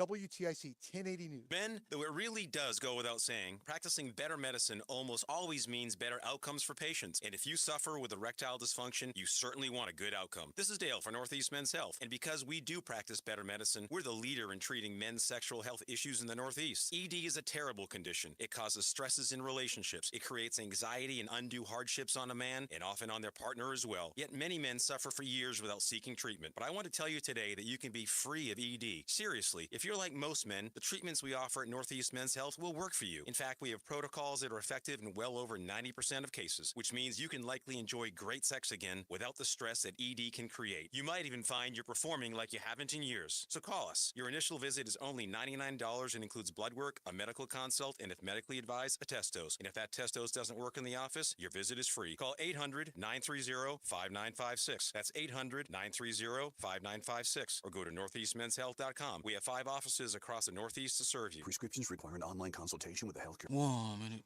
Appropriate restrictions apply. See website for details and important safety information. Subscription required. Price varies based on product and subscription plan. Hey guys, did you know there's a generic form of Viagra that works just the same but is 95% cheaper? And you can get it online at hims.com/joy. Through Hims, you'll get a free medical consultation to determine the ED medication that's best for you. Discreet shipping if prescribed, a 100% online process, and a range of treatment options, including trusted generic alternatives to the name brands, at up to 95% off. ED is personal, and at Hims, so is treating it. Just go to hims.com/joy and get connected to a licensed medical provider online for free. With zero copay, no expensive appointments, and no awkward face-to-face conversations. To start your free online visit, you need to go to this exclusive address, hims.com/joy. That's hims.com/joy for your free online visit. HIMS.com/JOY. You're listening to Reese on the Radio, filling in today for Todd Feinberg on WTIC News Talk 1080. Wow, this is another one. Yeah. If I can remember this one, it's like, the lyrics aren't coming to me right now. But it's not even, God, I can't even remember it. Anyway, it'll come to me. Far Side. It's a lot of good stuff out of it. It's very Auditorium. Yeah. But I'm trying to remember exactly how the little chorus went on this one. Anyway, Reese on the Radio, News Talk 1080 WTIC. coming up is the 5 o'clock focus. Everyone's talking about misinformation. If you're familiar, or you should know, it's in recent memory. Yesterday, Elon Musk did an interview with Donald Trump. And I believe that the number, we're somewhere in or around 72 million people who viewed it, listened to it, whatever the case is, on X. And beforehand, there was a reporter out of the Washington Post who asked the White House press secretary, Karine Jean-Pierre, I found this amazing that he said it, but he was asking whether or not the White House could stop misinformation in that interview with Elon Musk, which has always driven me crazy how these people are so concerned with misinformation or disinformation. That constant theme, and as I like to call it, a lie. There are people who believe the earth is flat. There are people who believe that the moon landing never happened. They have never been referred to as, people who are involved with misinformation or disinformation. Here's the video. Elon Musk is slated to interview Donald Trump tonight on X. I don't know if the president is going to tune in. Feel free to say if he is or not. But I think that misinformation on Twitter is not just a campaign issue. It's a America issue.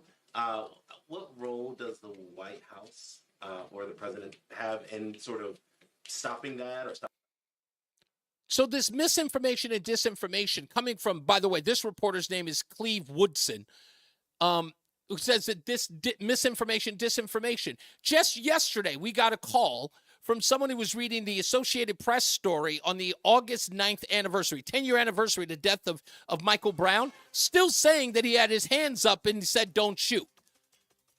Who's in charge of the misinformation or disinformation? I want to know from you. Give me a call, 860-522-WTIC. What's the biggest misinformation that the news media hasn't copped to yet? That's what I want to hear in the 5 o'clock focus. Let's get to the BPS Traffic Center with Mark Christopher. All right, Reese, thank you very much. Well, if you're southbound 91, look for delays 33 down to 32 A and B, and again down by exit 28. Northbound 91 moving while Rocky Hill up into Windsor. If you are traveling on the westbound side of 84, look for delays approaching the Bulkley Bridge in East Harvard up to 47 Sigourney. 84 eastbound tight 46 into the tunnel. 291 through 84 okay east of the river. 2 eastbound moving well Glastonbury to Marlboro. 9 northbound delays 22 in Middletown up to the Aragoni Bridge. 84 eastbound in Waterbury, you got delays now approaching 17 up to the Mixmaster.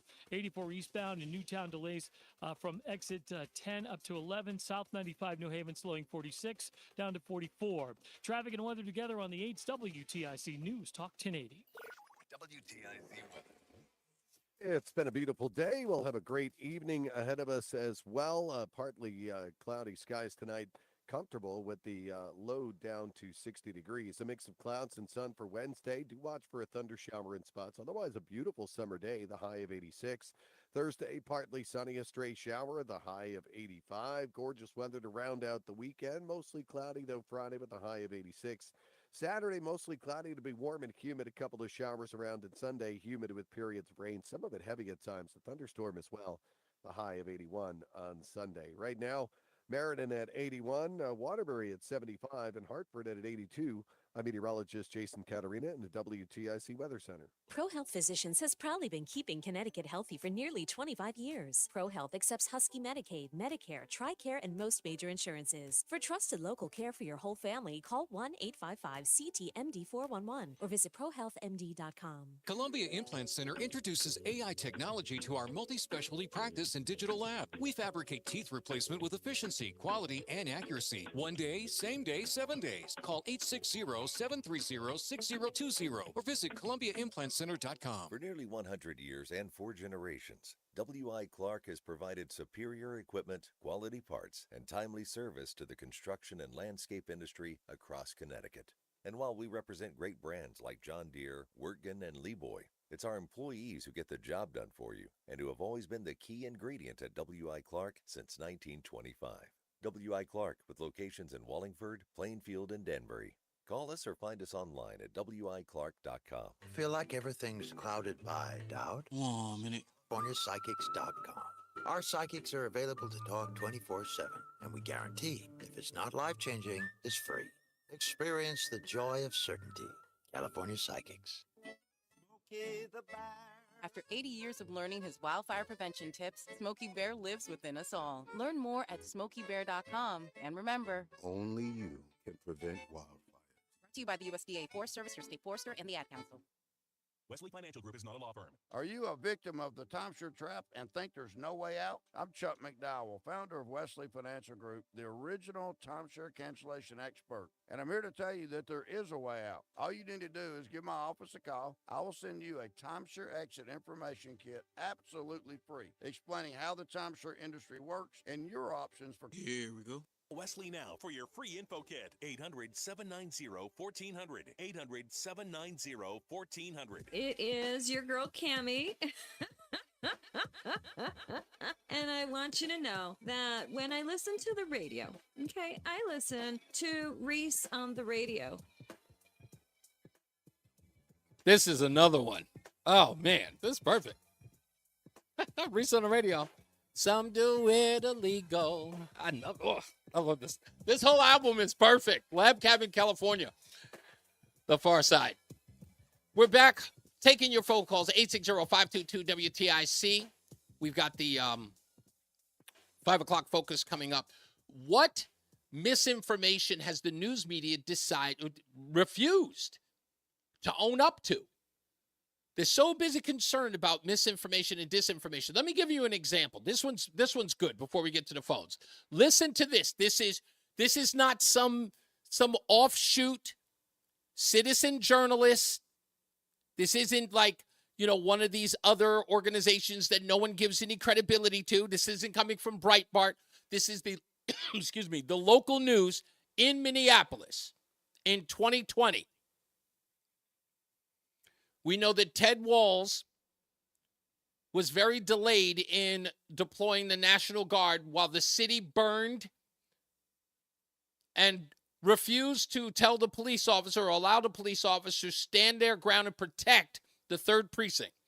But he sure enough deployed 11,000 National Guard onto the city residents when he was applying a curfew. What did he do to get those people to go into their homes? Well, he fired on them. Paintballs, but he still fired on them. Here's that report, or at least a small snippet from it. And if you pay attention, you'll hear the police say, get in the house. You'll hear several commands, and then you'll hear, light them up. And then that's when you get the fire. We'll play it again.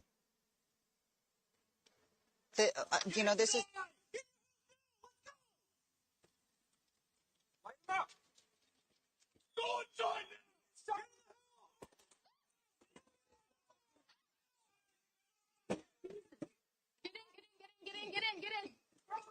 Get in. These are people who were in their home, on their homes, on their stoops, on their porches. And if they didn't get into the house, they fired upon them. Now try this on for size. Some outlet called The Patch. When this story broke, they reported this. Headline, no, Tim Walz did not enforce a Minnesota COVID curfew with paintball rounds. Says it didn't happen. The news reported that it did, but this outlet says it didn't happen.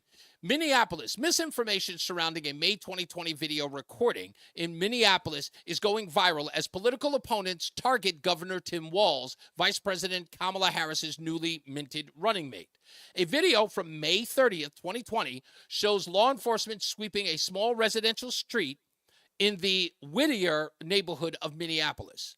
Authorities at the time were tasked with enforcing an 8 p.m. curfew issued by Walz, who was seeking to quell the riots and violent protests that began in the wake of the murder of George Floyd. Again, these people were on their stoops. So whether or not they were protesting seems to run at odds with the way the story's going. They were at home. In the video, officers are heard yelling at the residents, "Get inside now," which you do hear. The residents were on a residential porch, which I've already disclosed. You can see it in the video. Seconds later, one officer yells, "Light them up," and a paint round is fired. They say a paint round is fired. Did you hear one paint round? You heard several. Some Minnesotans criticized police for the action, while others blamed the residents for not going inside quickly enough. Well, takes all kinds, doesn't it? The video was resurfaced today, on X and other social media sites with users incorrectly claiming the police were enforcing a COVID-19 lockdown. Other users falsely said Waltz ordered the police to shoot at residents. Here's the fact check, folks. The police action was not related to COVID-19 lockdowns, and there is no evidence that Waltz asked officers to shoot paintballs at residents. There's no evidence of that? That's a fact check now? Because they don't have evidence of it, it didn't happen? That's a fact check now? Well, we didn't get any confirmation that Waltz did or did not order this, so it's false by our standards. That's reporting today, folks. A fact check is we can't confirm or deny it, so because we can't, it's not true. We determine what is or what isn't true. And the words, there's no evidence, means that it didn't happen. Back to the phones we go. 860-522-WTIC. Hey, Fred. Fred's in Middletown. You're on with Reese on the radio. Hey, yeah, that last one's a blood boiler. Wow. How could you not be pissed? Pardon my language, but how could you not be? Mm-hmm. That's just incredible. Along those lines, you were saying about how they're trying to throw it with this VP pick. Yeah. So Jesse Kelly was talking about that, and he was saying to a Marxist communist scumbag like Barack Obama or those, the fact that you deserted is nothing, The yeah. fact that they don't even see that as a thing, and it's just you get away. They give you enough rope to hang yourself. You get away with 99 things, and then who would have thought the last one you wouldn't get away with? Mm-hmm. Yeah, Grandma Vodka again, as Jesse Kelly calls her. I don't believe the moon landing happened. NASA, Nazi American Scientists Association. We know that the Nazis came over here, as part of Operation Paperclip. Not just the rocket guys, but the MK Ultras too. Back to the school phones there. I would have taken the old school view, so to speak, about their day to learn. But today, 20 years ago, a teacher might have been on alcohol or cocaine, and they might have been tweaking in the classroom. Clearly. But today, they might. Well, yeah. I mean, let's say a teacher's on coke, and he might. Oh, no. We have an actual story. I'll even find it for you, Fred. We have an actual story of a teacher in Spotsylvania, Virginia, who came into school high. Oh, yeah. Well, I was going to say high wouldn't even be the worst of it. Tweaking is one thing. Today they would be twerking. Okay, I'm not going to lie. That's far more accurate than the tweaking. Yeah, I mean, yeah. So you don't want them tweaking, but it's better they're tweaking than twerking. Yeah. And if I might throw one last word cop on you, I think you used the expression "run of the mill." Run of the mill would mean it would be like a standard thing that came out of a factory, just like a million others. I think you were looking for run of the house or run of the manor or run of the place. Okay, well, thank you. I'm not sure exactly when I used that, but thank you for the correction. Sorry about that. I couldn't help myself. I don't mind. Hey, like I said, if I used it incorrectly, hey, I'm flying by the seat of my pants. So if something comes to mind, it'll just pop out of my mouth. But you know what? I don't mind the correction. I know it's not done with malice, so I respect that. Right, correction to perfection, and you got to go for it. Nobody speaks correctly anymore. Yeah, so don't even worry about it. I try though. If you don't mind, I'll do it. No. Thank you. Doesn't hurt my feelings one bit because, like I said, I know it's done out of love. Thank you so much, Fred. Much appreciated. Let's go to Steve in Springfield. Hello, Steve. Hi, Reese. How you doing? Pretty good, sir. I'm just trying to figure out where we came. How did we get to the point from a society that we have a group of people telling us what's true and what isn't true? I mean, it's like Marcuse, that communist guy. He actually believed in the philosopher king idea of Plato, that you got to have these elite philosophers, right? Basically dictate society. But the thing is, I mean, how? how did we get to the point where we have an adversarial system of justice? Right. We have a defense attorney, a prosecuting attorney, and hopefully when the two hash it out and argue and debate, we get to the truth. That's right. That's all. Not a group of people telling us what's true and what isn't. Well, what I find interesting in all of this, Steve, is, and I discussed this maybe a week ago, and I think it had everything to do with Donald Trump having that conversation with the Black Journalists Association, when he said, in my engagement with Kamala Harris, she always promoted her Indian heritage, and then out of nowhere, she starts promoting her blackness. And that is what I call a subjective truth. He was speaking for himself, not what everyone else experienced. He could not speak for what everyone else experienced. He said from the time, and we know this because Donald Trump donated to her campaign at one point. I think he gave her some upwards of $9,000. So he had a personal relationship with her. And when he knew her, he said, I know her indirectly. And in my engagement with her, she was always promoting her heritage. Now, for people to take his subjective truth, and you hear all these people talking about, I want to talk about my truth. You know, my truth. It's my truth. And other people say, no, it's maybe your version of the truth. But you know what? It's truth, but it's subjective. It's the way in which you see things. And Donald Trump said that. Now we have people saying he promoted this network in the news on ABC, or at least the national news forum that was on the top of the hour, suggested that Donald Trump falsely claimed that Kamala Harris was not biracial, to which he never did. He never said she wasn't biracial. He said that she did not promote her black heritage when he was dealing with her. She promoted her Indian heritage, and when it was convenient, she all of a sudden became black, which, by the way, Jamaican is not. It's Jamaican.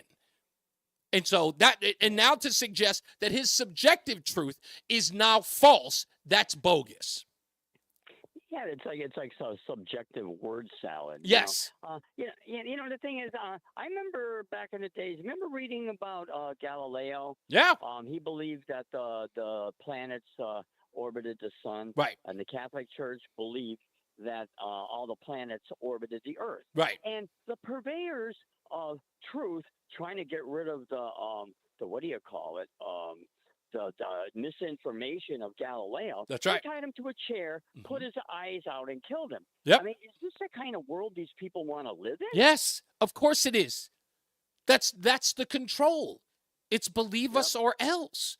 That's what it is. And again, remember, they want the word misinformation and disinformation in the lexicon. So they want everyone to use it. So now when you're talking about anything, if it isn't of the orthodoxy of, the people, the enlightened, if it's not in their orthodoxy, it has to be condemned and written off as misinformation and disinformation. And if and what do you do otherwise? I had to put on a clinic with a guy, Ken, who called here twice, who said that Donald Trump said he was going to be a dictator on day one, and then he had to hear it for himself because he never bothered to listen to Donald Trump's words. He listened to everyone else's interpretation of his words and thought that was fact. That's what we're dealing with today. Yeah, I'll tell you, that word disinformation, I despise that word. You and I both. That is the most evil, diabolical word, and it sounds so innocuous and so harmless. But it's at the core of 1984 doublespeak. There, exactly. That's exactly what it is. Thank you, Steve. Let's go to Scott in Colchester. Hello, Scott. You're on with Reese on the Radio. So much. I appreciate the welcome. My pleasure. What a beautiful afternoon. I appreciate what the words that you two fellows have been going back and forth on. But I just want to take it all in a different direction. I've been through one of those little days when you have a lot of little things that need a lot of attention. Sure. And I wanted to chill a little bit and turn you guys on and hear what was going on in the greater central Connecticut, Hartford area. One thing that I can tell you about Hartford, having worked there in downtown and living downtown back in the 70s, is tonight in downtown where the Civic Center is and where those streets, Pratt and Trinity and Asylum, not Trinity, but can't think of them now, Farmington, I guess. But dining, get the cars out of the city, and dining outside in the city on a large scale. On a night like this, back in the 70s, it was something that people could imagine doing. Right. I haven't lived and worked nor eaten in Hartford in a long time, but I just recall so many fabulous restaurants when I worked there. And, I don't know if Hartford has that variety. I hope so. You have to leave. Yeah, you can't find it inside the city. You'll find a couple of small little spots, on Sigourney and places like that, but not in the scale you're talking about. Okay, well, there was a time. Let me just say that there was a time when that Civic Center rocked. Oh yeah, I say rocked. It rocked. That was a vibrant business community there. There's one thing I just want to say. After all the years of being in and out of listening to TIC, I want to throw something out there because I don't know if this is happening in other parts of the country. But today, most people, when they get in their car at a rush hour, do a few things because auto technology has given them the opportunity to maybe turn on the navigation systems and so forth in the cab and get a feel for what's out there on the highways. Yeah. I will not be surprised if and when producers of radio shows, when owners of regular radio companies come to the conclusion that the service of having a guy in a copter over the highways telling you what's going on isn't really necessary. Oh, we don't do. No, easy. Hold on. Wait. I got to take you. It's funny that you should mention that because I ironically have to go to the guy who's not in a copter to give the traffic report. But I'm not going to lie. I actually miss those days, Scott. So in the non-helicopter or who's not in a helicopter now because of the advance of technology, let's go to Mark Christopher in the BPS Traffic Center. Mark, have you ever done the helicopter report? No, I used to fly. Well, when Mike Allen was our reporter here for 40 years. Yeah.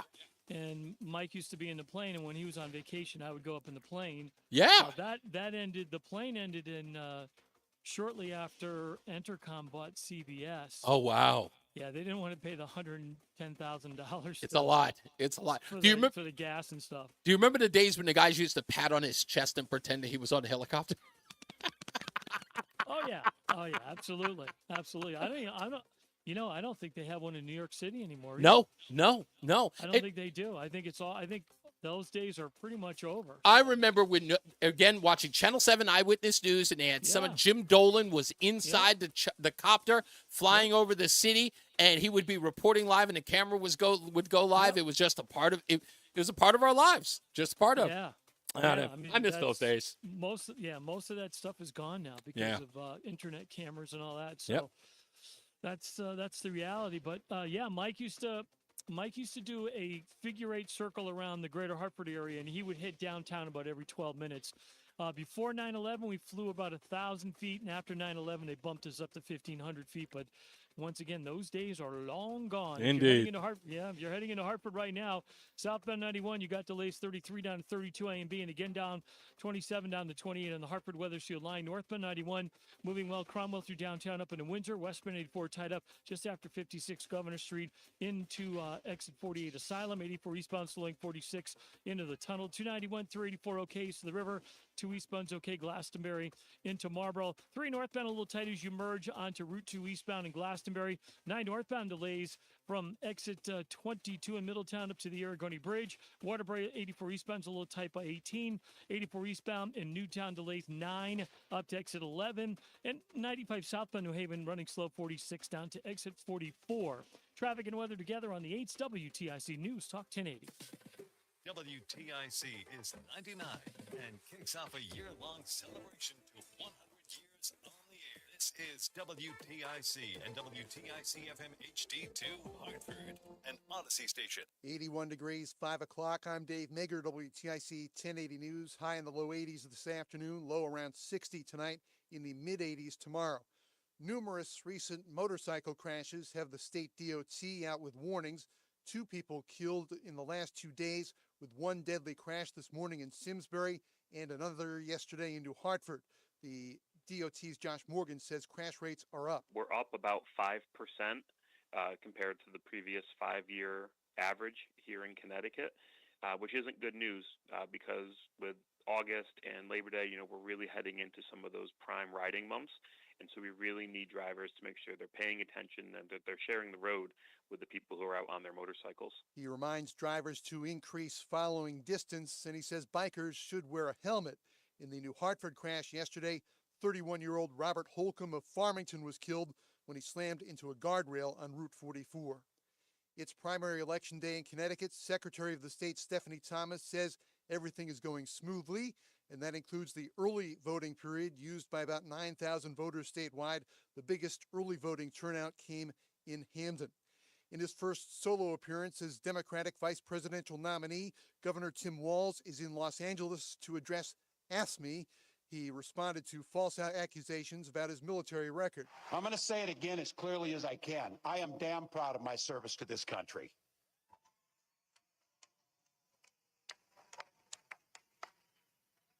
And I firmly believe you should never denigrate another person's service record.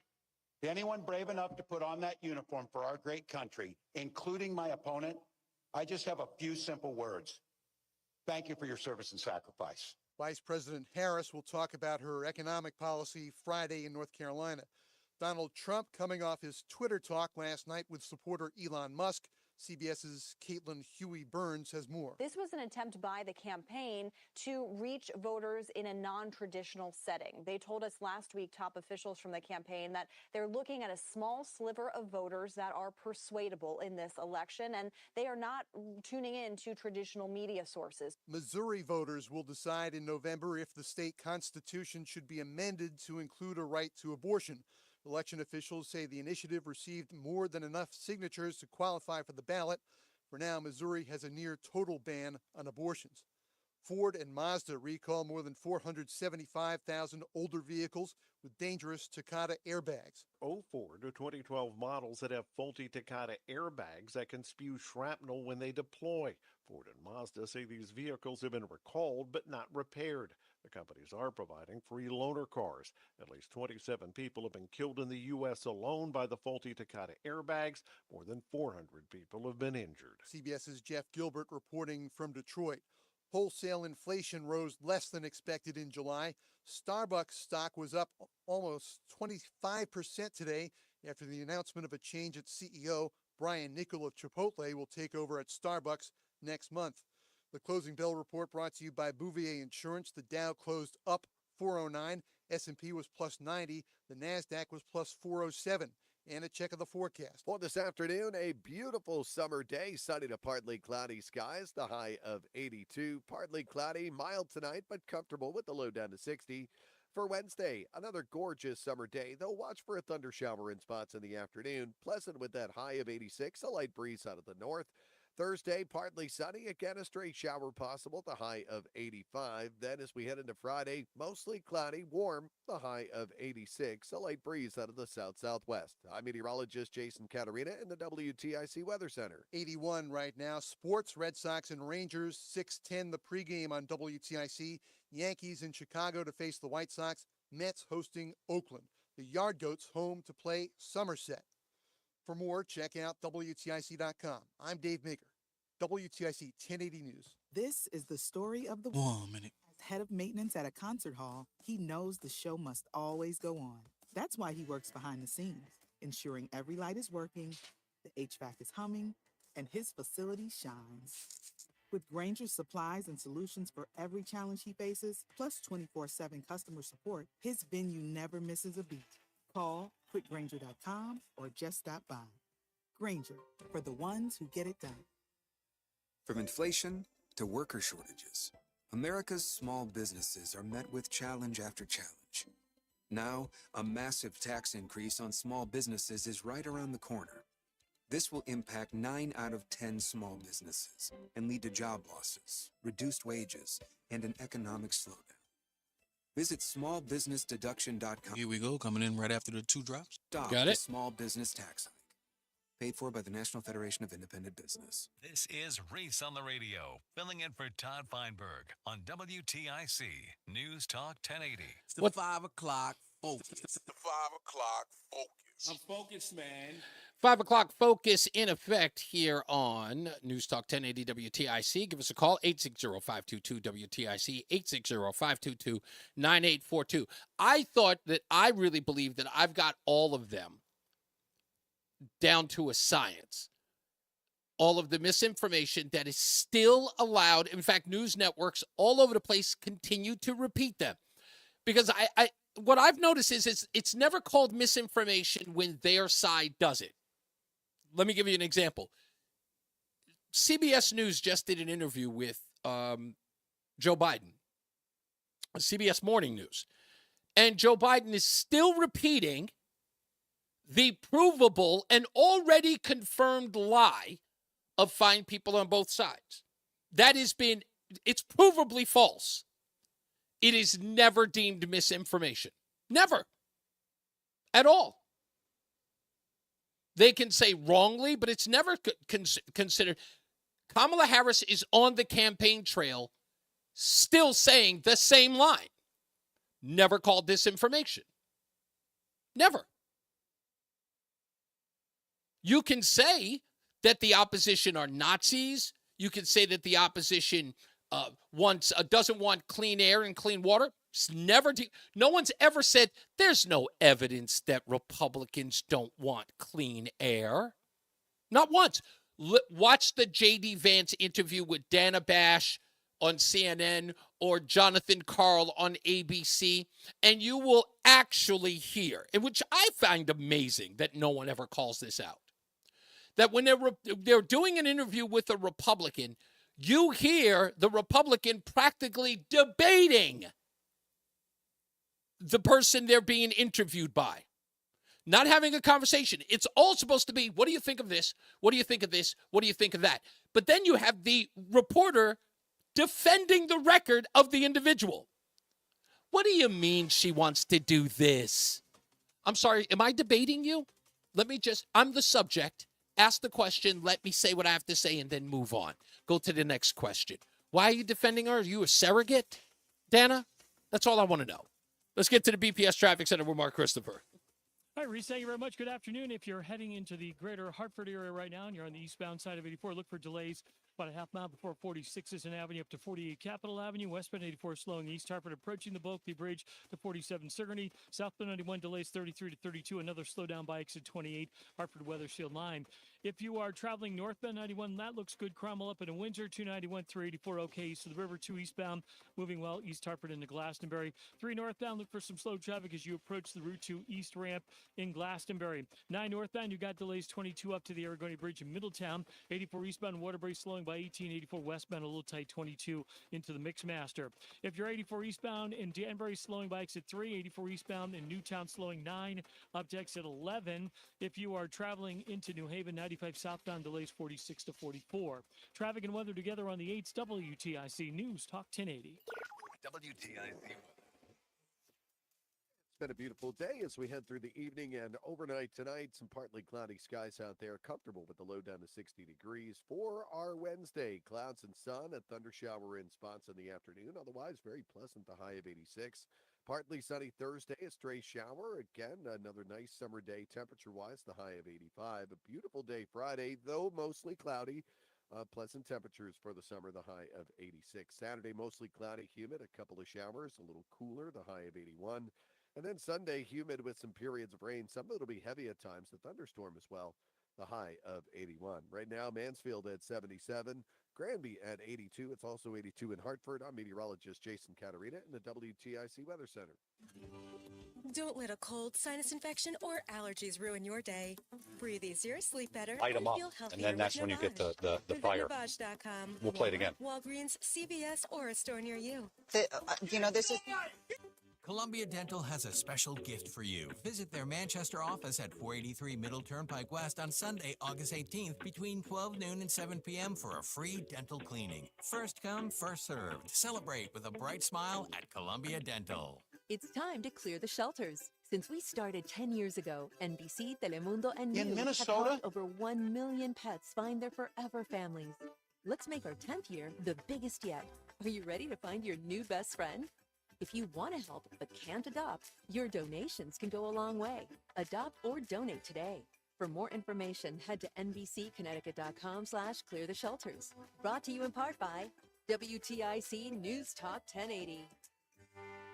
Hey, Tom Shattuck here with a new opportunity for you. The 20-pound summer slim down with Awaken 180 weight loss. Dropping 20 pounds before summer ends. Cruising to your goal of 30, 40, 50 plus pounds down. It's simple. You take the few last weeks of summer, eating, drinking, enjoying the weather, but the difference? You're doing it with the 20-pound summer slim down. But Tom, summer's almost over. Well, that's the point. The pounds melt off fast with Awaken 180. I dropped my first 20 in less time, and that easy 20 propelled me to reach my goal of losing 80 pounds. Think about it. You're about to slide back into the same old fall routine with the same old mindset.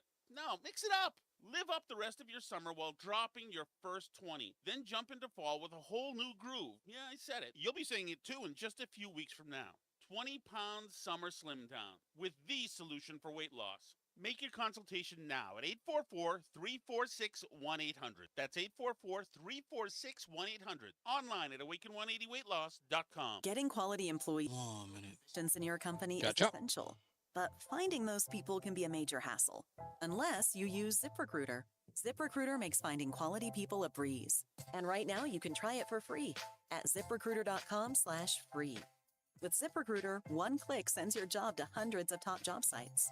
But more than that, ZipRecruiter's advanced technology identifies the candidates with the skills you need, sends you a list of great matches to review, then actively invites them to apply for your job. And the results speak for themselves. 4 out of 5 employers who post on ZipRecruiter get a quality candidate within the first day. That's right, the first day. Now you can focus on your business and let ZipRecruiter do the work finding the best people for you. See for yourself. Experience the ease, efficiency, and power of ZipRecruiter for free.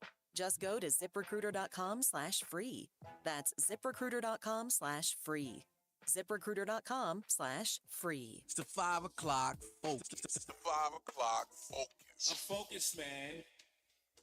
Oh, this is so beautiful.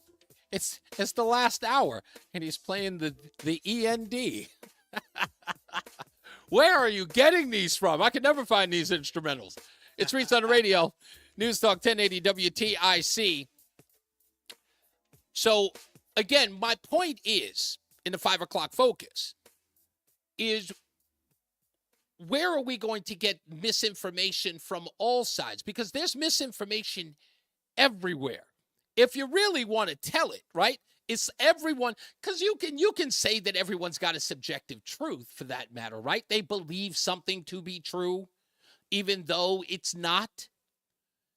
We've never really said anything about it. Like, misinformation or disinformation, now it's in every facet of our lives. I would be stunned if someone walked up to me one day at WTIC and they said, rumors of coffee not being in the break room is misinformation, and I'd like you to stop it.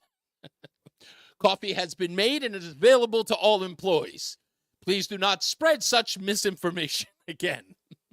Okay, well, I was just in there and there was no coffee.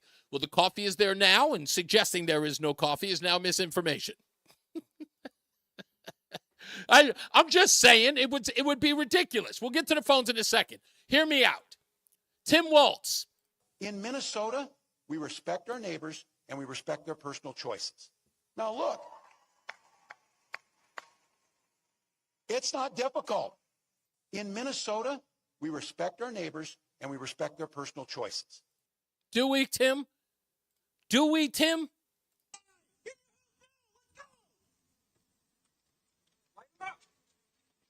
Go inside now!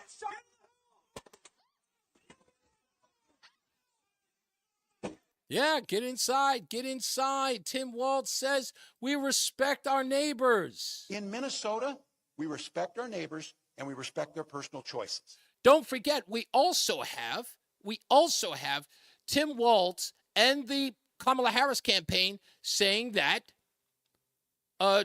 Tim Waltz misspoke about his record. in the military. Misspoke, they say. Well, is this misinformation?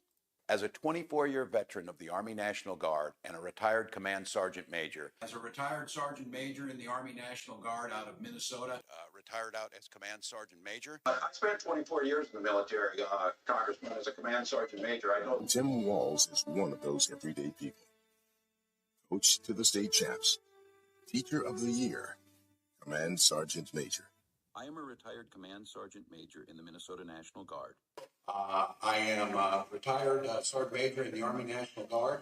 What I consider to be the responsibility and the privilege of being the highest ranking enlisted personnel ever to serve in Congress. And the Democrats. What rank was that? Command sergeant major.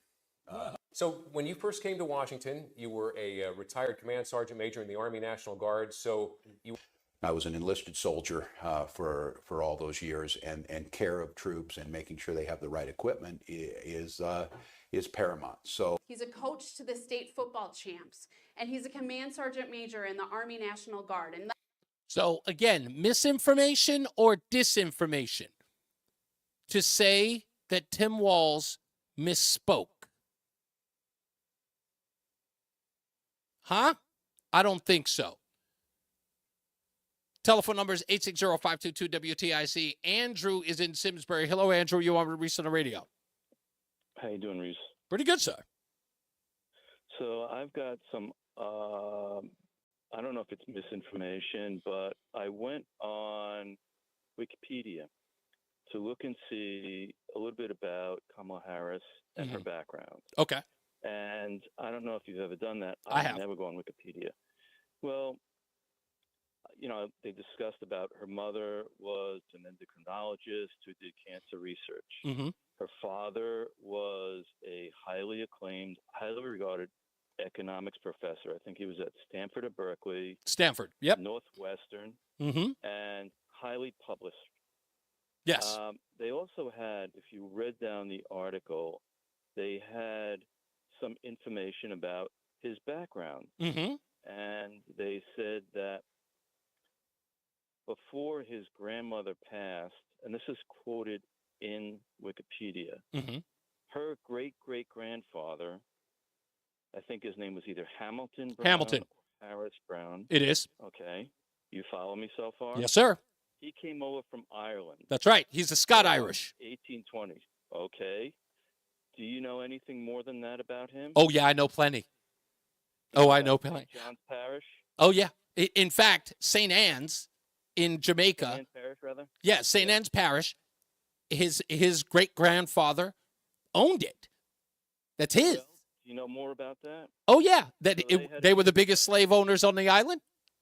How many slave owners how many slaves did he own? I don't know how many, but I know it was a lot. Oh, it's more than a lot. Oh, yeah. You know how the Democrats destroy the founding fathers and they had 20 or 30 slaves? Oh, yeah. Oh, no.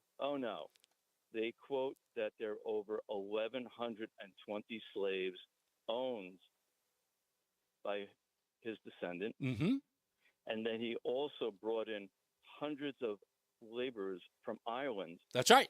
To work on the plantation. That's correct. Okay. None of this has ever been brought out. Never. Now, there's one other thing I want to share with you. Okay. So I was involved with a woman who was Bayesian. Do you know what Bayesian is? Yes, they're from Baja. No. Oh, no. Wait a minute. Bayesian? That's not... Bayesian. Oh, but Bayesian. Okay, I'm sorry. No, I don't. Bayesian. From Barbados. Barbados, okay. Okay. Highly educated, brown-skinned woman. I'll call her Diane. Okay. And Diane told me a little bit about her background. And her background was her father, a brown-skinned woman. And I had a multi-year relationship with her. And she found out that her great-great-grandfather came over from England to Barbados. And which was not uncommon. Not uncommon. After World War I, there was a lot of anti-Semitism. Right. And what happened was he met a woman from Barbados. They fell in love. They had married. They got babies, and the family began. She also had cousins that she was connected with in England who are very Caucasian. Right. So the point I'm trying to say is Kamala Harris is multiracial. Clearly. And, oh, by the way, the woman I was with, she's always made it a case to say that she was brown. And I Right. said, well, you are, but you're also multiracial, biracial, which is, I don't care. Right. But the fact is, the Caribbean women are very proud that they're brown. Yes. Of course. Let me bring this up, Andrew, because this is important. You went to Kamala Harris's Wikipedia page. What you may not know about that page, unless you actually go inside, because you can actually go inside and see how the page has been edited. In one day after 2020, Kamala Harris's Wikipedia page was altered 480 times in a day after she announced. That's insane. But here's the part that everyone laughs at. These are two separate Wikipedia entries on Donald Harris, Kamala Harris's father. Before she ran, it said Donald J. Harris is the father of Kamala Harris. He is a Jamaican-American economist, professor emeritus at Stanford University, originally from St. Ann's Bay, Jamaica, of Indian Jamaican heritage. Harris was born on August 23rd, 1938, and they talk about his parents. In another entry that happened immediately after she announced, it was changed to this. Donald J. Harris is the father of Kamala Harris. He is a Jamaican-American economist and professor emeritus at Stanford University, originally from St. Ann's Bay of Jamaica. Of Afro-Jamaicans and Irish-Jamaican heritage, it was changed to. Yeah, He has no Afro. He has no Afro heritage. None. And so they also said in her recent advertised commercials that she came from a middle-class family. I mean, if your mother had a PhD, a medical PhD, and was a an endocrinologist and a Stanford professor, and she had meager beginnings. and on top of that, her sister was also a lawyer. Yeah, exactly. That's I don't know. That's an elite background. Yeah, exactly. And I think her suggesting as much, that's the reason why they've sort of stepped away from that. They've gotten away from, because that was an attempt to make her more relatable to her black roots, to say that she was of this lower middle class or working class society, which is completely bogus. But thank you, Andrew. You're 100% about the Wikipedia thing. Look up that story. It was changed 480 times in one day. Her Wikipedia page was altered after she announced it in 2019 or 2020. Let's go to Ken. It's real shocking. It is. Let's go to Ken in Terryville. Hello, Ken. You're on Reese on the Radio, and I still love Terryville. Hey, how's it going, Reese? Pretty good. Hey, the way the media treats stories, I coined a term, ransom note journalism. Well, you're going to have to elaborate on that one. I like that. Well, ransom note, the 70s ransom notes, they take an article from a newspaper. Right. They chop it up and make it say what they want to say. Gotcha. So when President Trump speaks, they take what he says, they chop it up and make it sound something different. Such a good point. Misinformation, disinformation, but it's basically ransom note journalism. I like that term. I like that. So, again, now, I just played Tim Walz. We're being told that anybody who attacks him on this military record or his military rank is engaging in misinformation.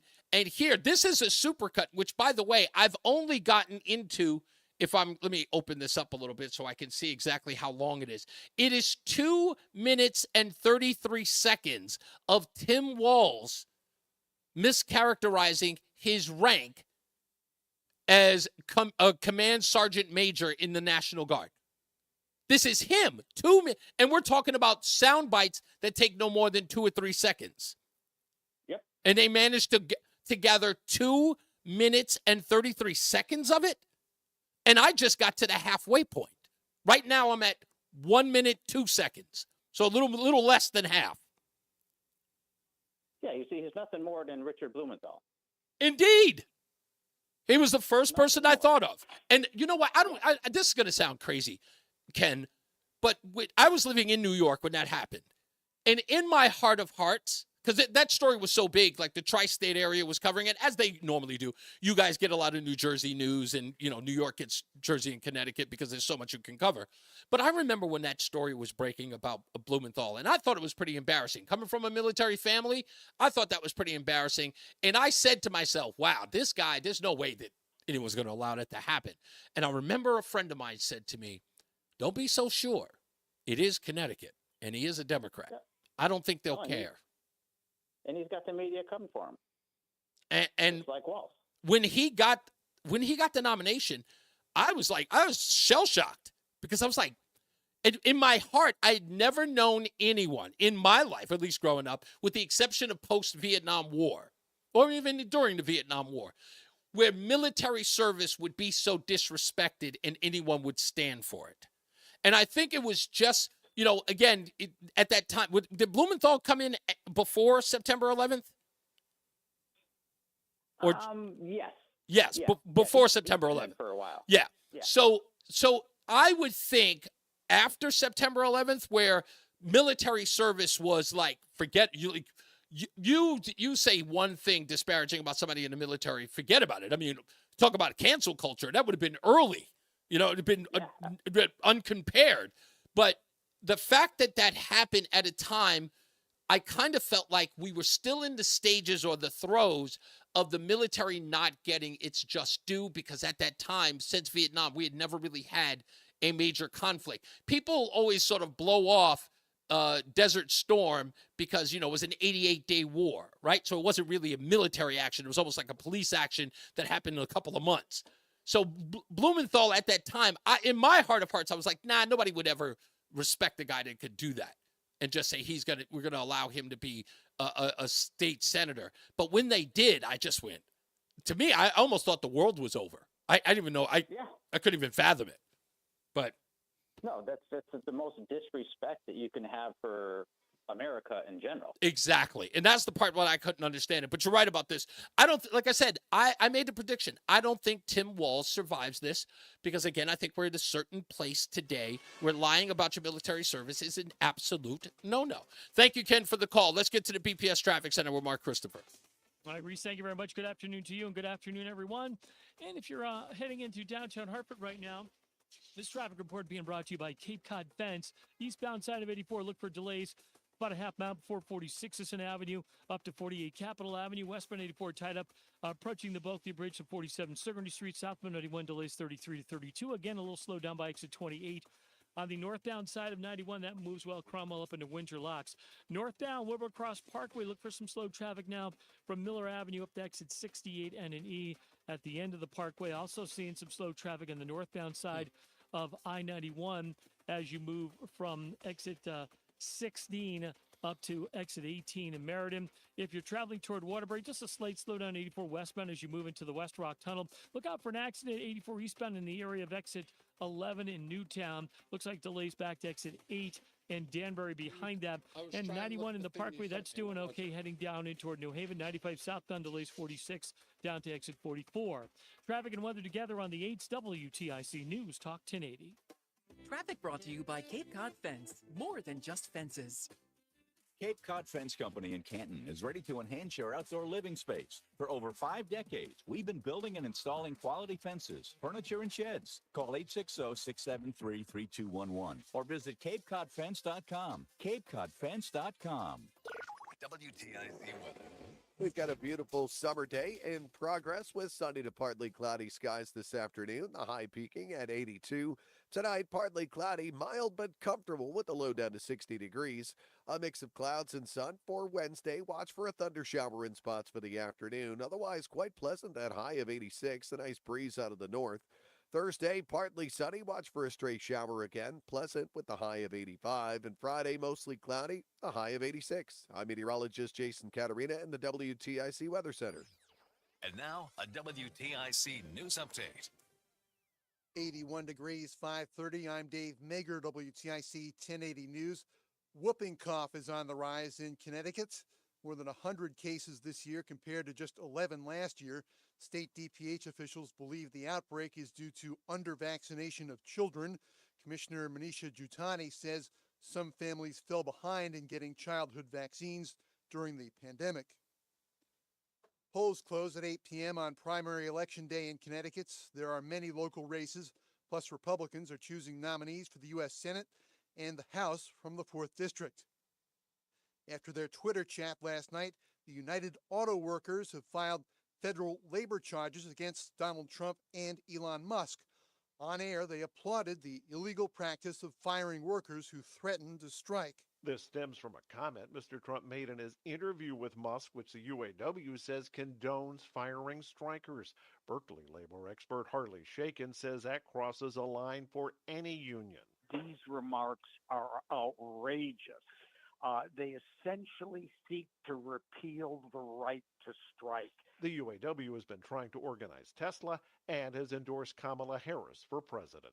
Jeff Gilbert, CBS News, Detroit.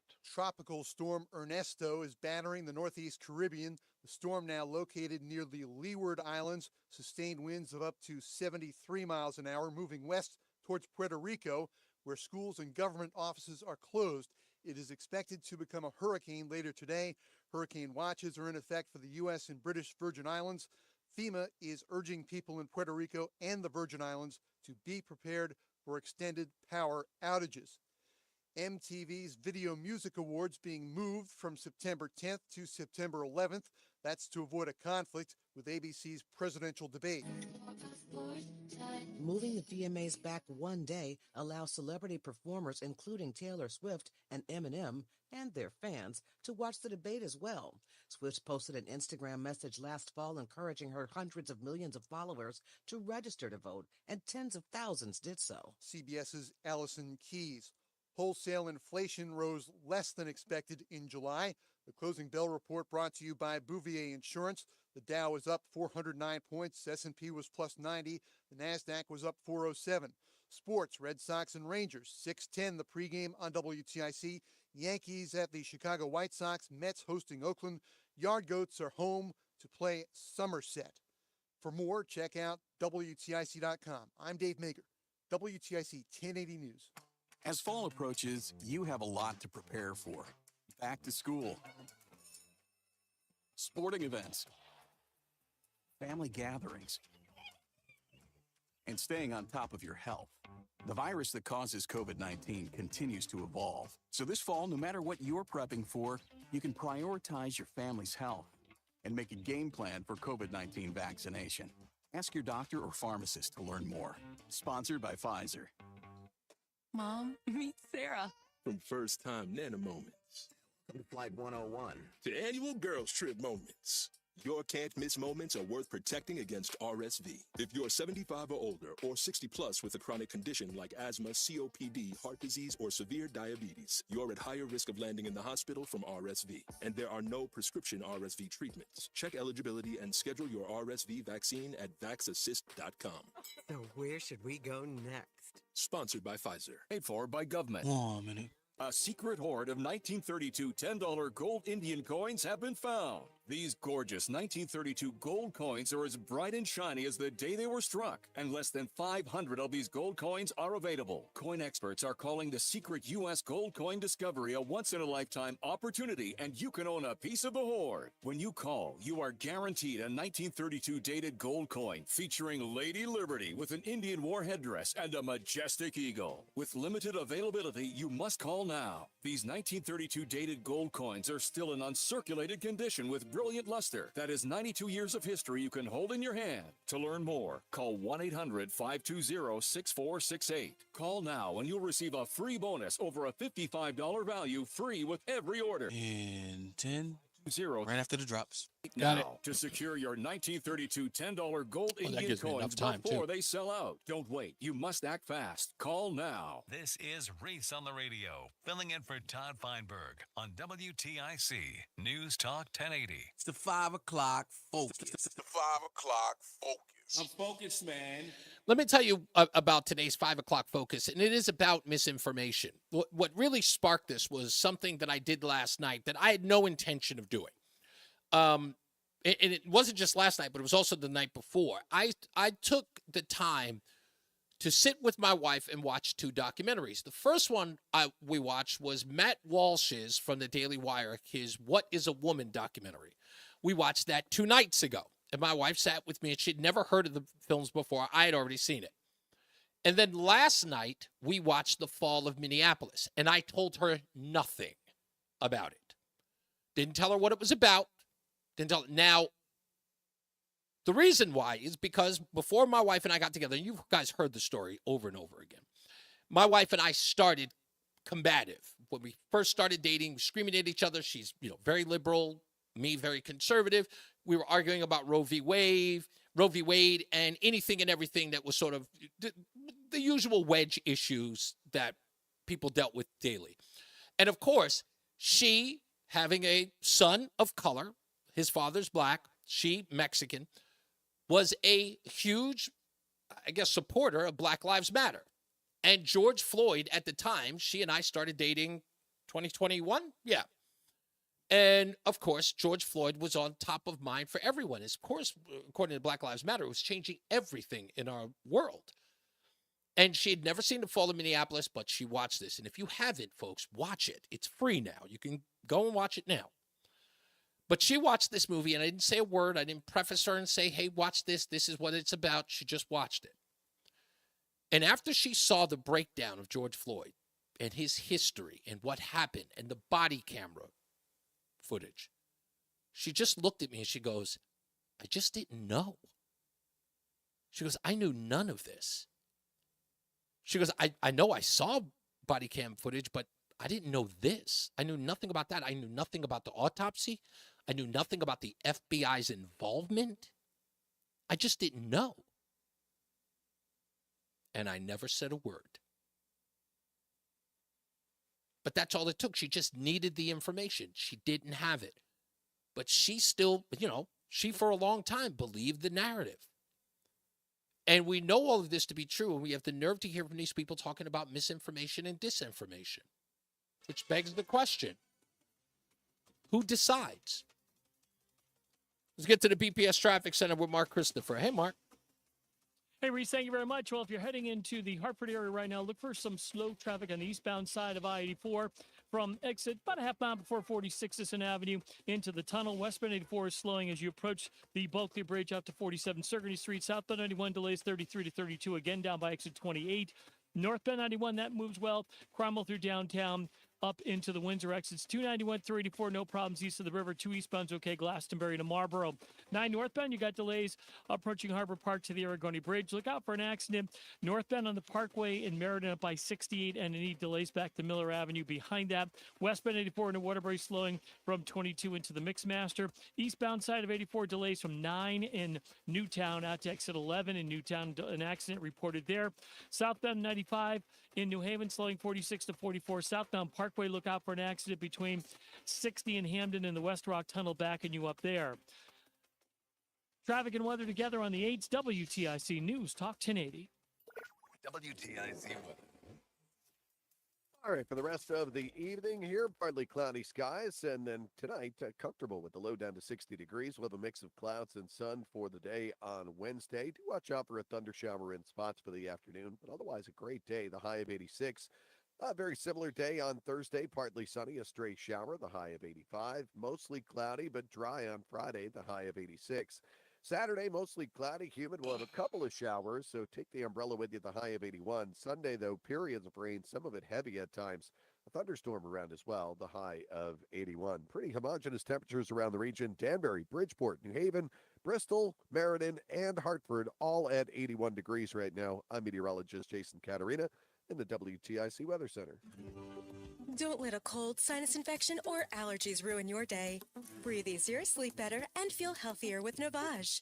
Visit Navage.com, Walmart, Walgreens, CVS, or a store near you.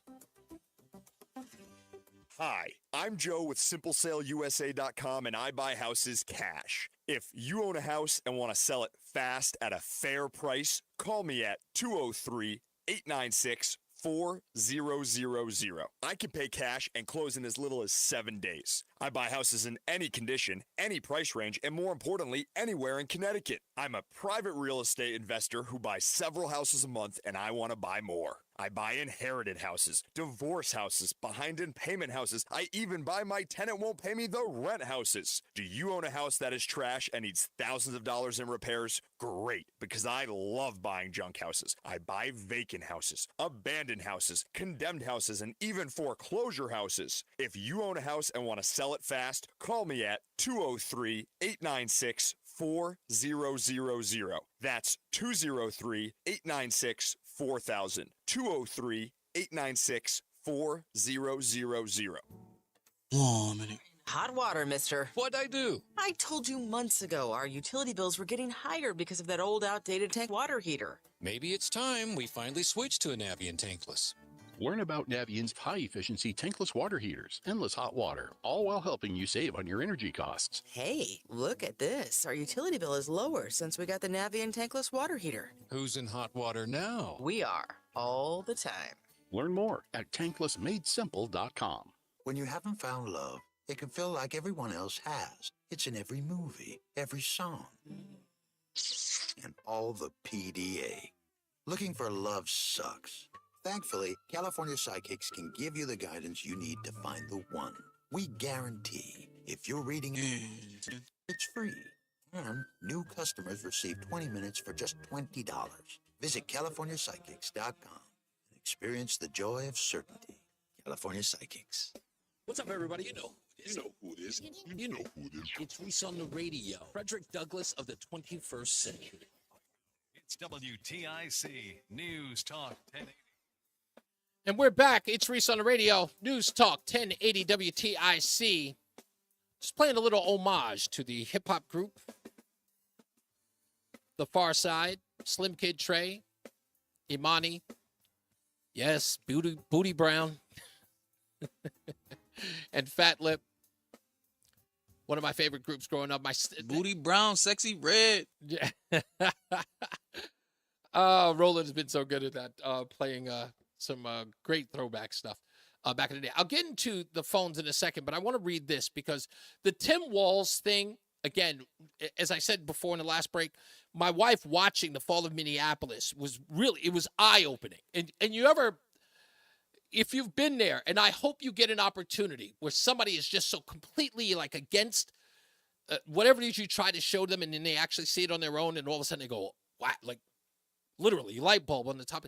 Watching my wife go through that and just shaking her head and just going, wow, like she felt robbed, duped the whole bit. And I did, like I said, I did not rub it in her face. I was not like, see, told you so, none of that. I just let her baste in that. But she wrote this, and this is the part that makes her angry about the Tim Walz story. She sent me this. The Warriors' ethos, quote, I will never accept defeat. I will never quit. I will never leave a fallen comrade. I am disciplined, physically and mentally tough, trained and proficient in my warrior tasks and drills. Every enlisted person is taught this from day one. Walz is a piece of trash that disgraced my uniform, she said. That's her take. Her take, not mine. She's also not happy about the fact that, she watched those police officers abandon their precinct in the movie, if you've seen it, when they abandoned the 3rd precinct. And my wife, and I know women can be emotional, but she got teary-eyed because she saw the police officers who were describing leaving that day. They felt, she understood their pain abandoning the police precinct. She understood that. She was like, they felt like they were retreating. And no warrior does that. So it was personal to her. Let's get back to the phones. 860-522-WTIC. Lori's in Glastonbury. Hello, Lori. Hi, I'm sorry if I'm calling too much, Reese. No, hey. No, there's no limits. No limits. Come on. What do you got? Well, and just a quick thing on the throwback of the hip-hop group. Do you remember Arrested Development? Of course. We were just talking about them yesterday. Oh my gosh. People Every Day. That's my jam. You really like that one? Yeah. I just introduced it to a kid in my car the other day, and he was like, this is good. And I said, oh, well, I'm glad you like it. Yeah. Speech. Yeah, that's a good one. Speech is actually still out there performing to this day. The lead singer from Arrested Development, and I think they had a song on their second album that didn't really do that well. But it's called, I think there's a song called Searching for Religion. I'll find out the name of it. But on their second album, that's a really good record from the second album. I remember them back in the days when my wife was in NYU. Arrested Development was one of the groups that was coming to perform, and she was part of the committee that would get groups to come and perform at NYU. At the time, in 1992, Arrested Development was commanding $13,000 to perform one night at NYU. I'll never forget that. That's crazy. Well, okay, so I just wanted to kind of throw that out there. Mm-hmm. But here's the thing about mis and disinformation. To be honest with you, I don't know what the alleged difference is between these two things. Right. There's no difference. But I feel like our media and society have convinced people that if they, just follow the mainstream media, just stay on track, then you're a good person. Mm-hmm. Anybody who goes to the alternate side, they're bad people. Mm-hmm. And that's that's the definitions that have been made.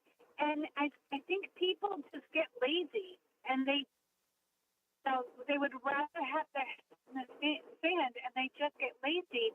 And it's so heartbreaking, because then in cases like your wife, when they find out the truth, they're like, wait a minute, what?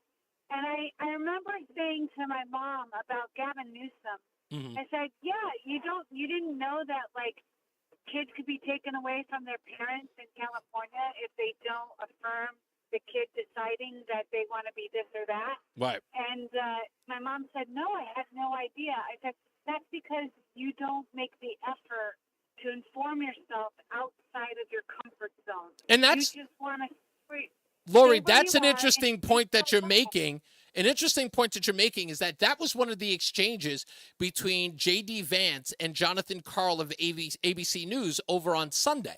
The two of them were talking about how Tim Walz signed legislation that would, in essence, punish the parent for not affirming a child's sexuality. And Jonathan Karl, who clearly knew nothing about the legislation, was debating him on whether or not it was true. And the worst part is that it's Jonathan Karl's job to know that it happened and it's a fact, but he's debating it like he's not debating it on its merits. He's debating it like he's a surrogate for Tim Walz. And you hear it and goes, that's not true. And J.D. Vance is explaining it to him going, in my head, I'm almost saying to myself, okay, wait a minute, stop the cameras. Let's look at this and go find out whether or not the legislation says exactly that. And then we'll go back to the camera and you can say, I apologize, that's true. Like, I would immediately cut off the interview and say, you're either interviewing me or you're debating me like you're a surrogate. That's what I would do in these interviews. All right. And it's just that, but what you just said is just so, it makes me so sad, because I started out as a newspaper reporter for the New Britain Herald way back in the day. And I loved it. I loved being on the beat. It was so much fun. But up until I had to cover a gang murder in one of the towns that was on my beat, and it just breaks my heart, because truth is not a thing anymore. It's just not. Let me ask you, Laura, by the way, I've talked to you so often now, and you've turned out to have such an interesting life. You're far more interesting than you know. But let me ask you this about being, at least when you were on the beat. I think I remember a couple of weeks ago, I was talking about one of my biggest problems with the news media is that when I studied journalism in junior high school, the teacher told me that the one job of the journalist was to write who, what, when, and where. Never write why until you know. Right? Never write journalism with a why. Unfortunately, that's not the case anymore. Did you have to follow that same mantra as a reporter? Oh, yeah, absolutely. Absolutely. I mean, but this is way back in the 90s before it became completely corrupt. Right. And sensationalized. I mean, it was on the cusp. It was liberal. I had some editors that were, more democratically cited than they probably should have been. But, it's just, but yeah, it was follow the triangle, who, what, where, when, and then the why comes after you have all of the details to the story. It's just, I don't know. Again, it's a fascinating profession, but I love, to be honest with you, if I had a choice being the reporter or a person who reports on the reporters, I like my view. I like the latter. I love this side because I get to see exactly how the news is formed in a weird way, like how it's disseminated. I get to disseminate it, but sort of how it's distributed. And it's funny because we had that phone call yesterday. I can't remember who it was, but he was reading the AP article where they found a way to inject the hands up, don't shoot lie by sort of pinning it on witnesses said that his hands are up. They completely omitted the fact that not only it was proven to be false, but the federal government headed by Eric Holder proved that it never happened, but they omitted that from the story altogether. So in a way, they get to inject a falsehood into a story, while kind of skating on the, I guess there's an absence of malice, so to speak, right? Because they're not saying that he did have his hands up and said, don't shoot. They just inject it by saying witnesses said that he had his hands up. And therefore it's not a lie. And here's the thing, too. News is not news anymore. Of course not. News is not news anymore. It's just commentary. And it's all just so disheartening. It really is disheartening. It is. It's a struggle because now, like I said, I can't read a newspaper article. I started this show off today talking about, this story about getting cell phones out of the classroom. And I've literally got to read between the lines to get to everything. Yeah. And it's funny because these writers, Lori, are so bad. Nothing, and it's great that they do their job and someone thinks that they're good at it. But let me tell you this, they're so bad that I can read between the lines and find out exactly what they're hiding. That's that's how bad it is. And I think that it's like that line from Thanos when he talks to to Gamora. When he says that, it said, I knew you were lying because you're so bad at it. I never taught you to lie. That's why you're so bad at it. These people have never been taught the lie because if you're paying close attention, they always reveal themselves in the way in which they write. Like they omit stuff and it turns out, right, if you're just paying attention enough, you notice that the thing that they're not paying attention to is the thing that they're trying to hide. And it's always the case. Yeah, it's always the case. Exactly. Thank you, Lori. Hey, Lori, like I said, I don't ever feel bad about calling. If you find interest, please pick up the phone. And again, the more I find out about you, the more I'm intrigued. I think you're one of my most interesting callers. I swear to you. Thank you so much. You're welcome. Thank you. Bye-bye. Bye-bye. Yeah, that's, again, it's insane. Like I said, I've always loved the profession. When I was too young to know, though, in the news media, I was a big fan of Tom Brokaw and Peter Jennings. And I loved Tom Brokaw. Got a long draw. Tom Brokaw. I loved his voice. And Peter Jennings was just fun. And you know that old saying about never meet your heroes? I got close. I can't remember. Oh, no, I know where I was. I was working for a public relations company. And we had gone to ABC News because we were supposed to get an interview with DMX. At the time, I was representing rapper DMX at Double Exposure, the public relations company I worked with. And we went to ABC News, and we were there to set up an interview with him, and I'd gone down to the office, and one of Peter Jennings, I don't know if it's an intern or maybe a producer, was there. And I was really close. I was in a green room of some sort, and I was really close to meeting Peter Jennings. And I thought, like, if I get to meet him, would that be great? And I was there, and I didn't get a chance. The meeting didn't run as long, and it was real quick, and we had set up the dates. So I thought we'd go for a tour. Maybe we might run into a reporter here or there. Never got to. So we're leaving, and a woman leaving as well. Young black girl, very attractive. So I think that was the reason why I was talking to her. So I was kind of hitting on her. But I said, hey, you work here at ABC News. Like, what do you do? And she's like, oh, I'm a producer for the nightly news. I'm like, oh, really? But Peter Jennings? She was like, sure. And I'm like, wow, what's that like working for Peter Jennings? And me, I didn't even care about getting her phone number. I just wanted to hear about Peter Jennings. I was just like, oh, what's it? Shows you how silly I am, right? Dunderhead. I got an opportunity to talk to this girl who's having a conversation with me, and the only thing I'm thinking about is Peter Jennings. Which is, again, I was fascinated with the media. So I go, yeah, wow, what's that like? And she looks me right in the eye, and she gives me that little sister girl nod where she immediately like tilts her head with this disappointing look. And she says, he's a complete ass, and went on. And I went, what? And she was like, yeah, he's very difficult to work with. And she went on, and I'll just say, she went on a sister girl rant that lasted about 5 minutes. And I wanted to get out of there so fast. Because I was like, what? Really? No.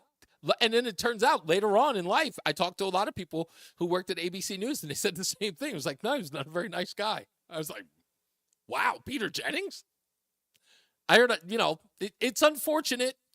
I guess when you reach a certain status, I guess you kind of, you become that bad guy.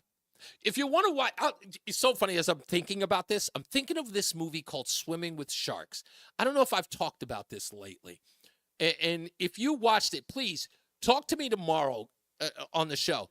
Swimming with Sharks stars Kevin Spacey, Benicio del Toro, I guess how you pronounce his first name. Swimming with Sharks. I gave that movie as homework for an ex-girlfriend. Laura will remember. She's up here in Connecticut. I gave that as a movie for Laura to watch when she was working for Warlock Records, and her boss, which in her view was a tyrant. And she watched that movie, and she never complained about her job ever again. If you've seen that movie, Swimming with Sharks, watch it. It is an amazing movie about an over-the-top, disrespectful, angry boss. It's so, and the twist of an ending will blow your mind. It's that good. That is a great movie to watch tonight if you've got nothing to do. Mark Christopher is in the BPS Traffic Center. Mark, have you ever heard of that movie, Swimming with Sharks? All right. Sorry, what's that? Have you seen the movie Swimming with Sharks? No. Okay, if you like Kevin Spacey, I know Kevin Spacey's sort of like, he's a bad omen. You're not supposed to really do it.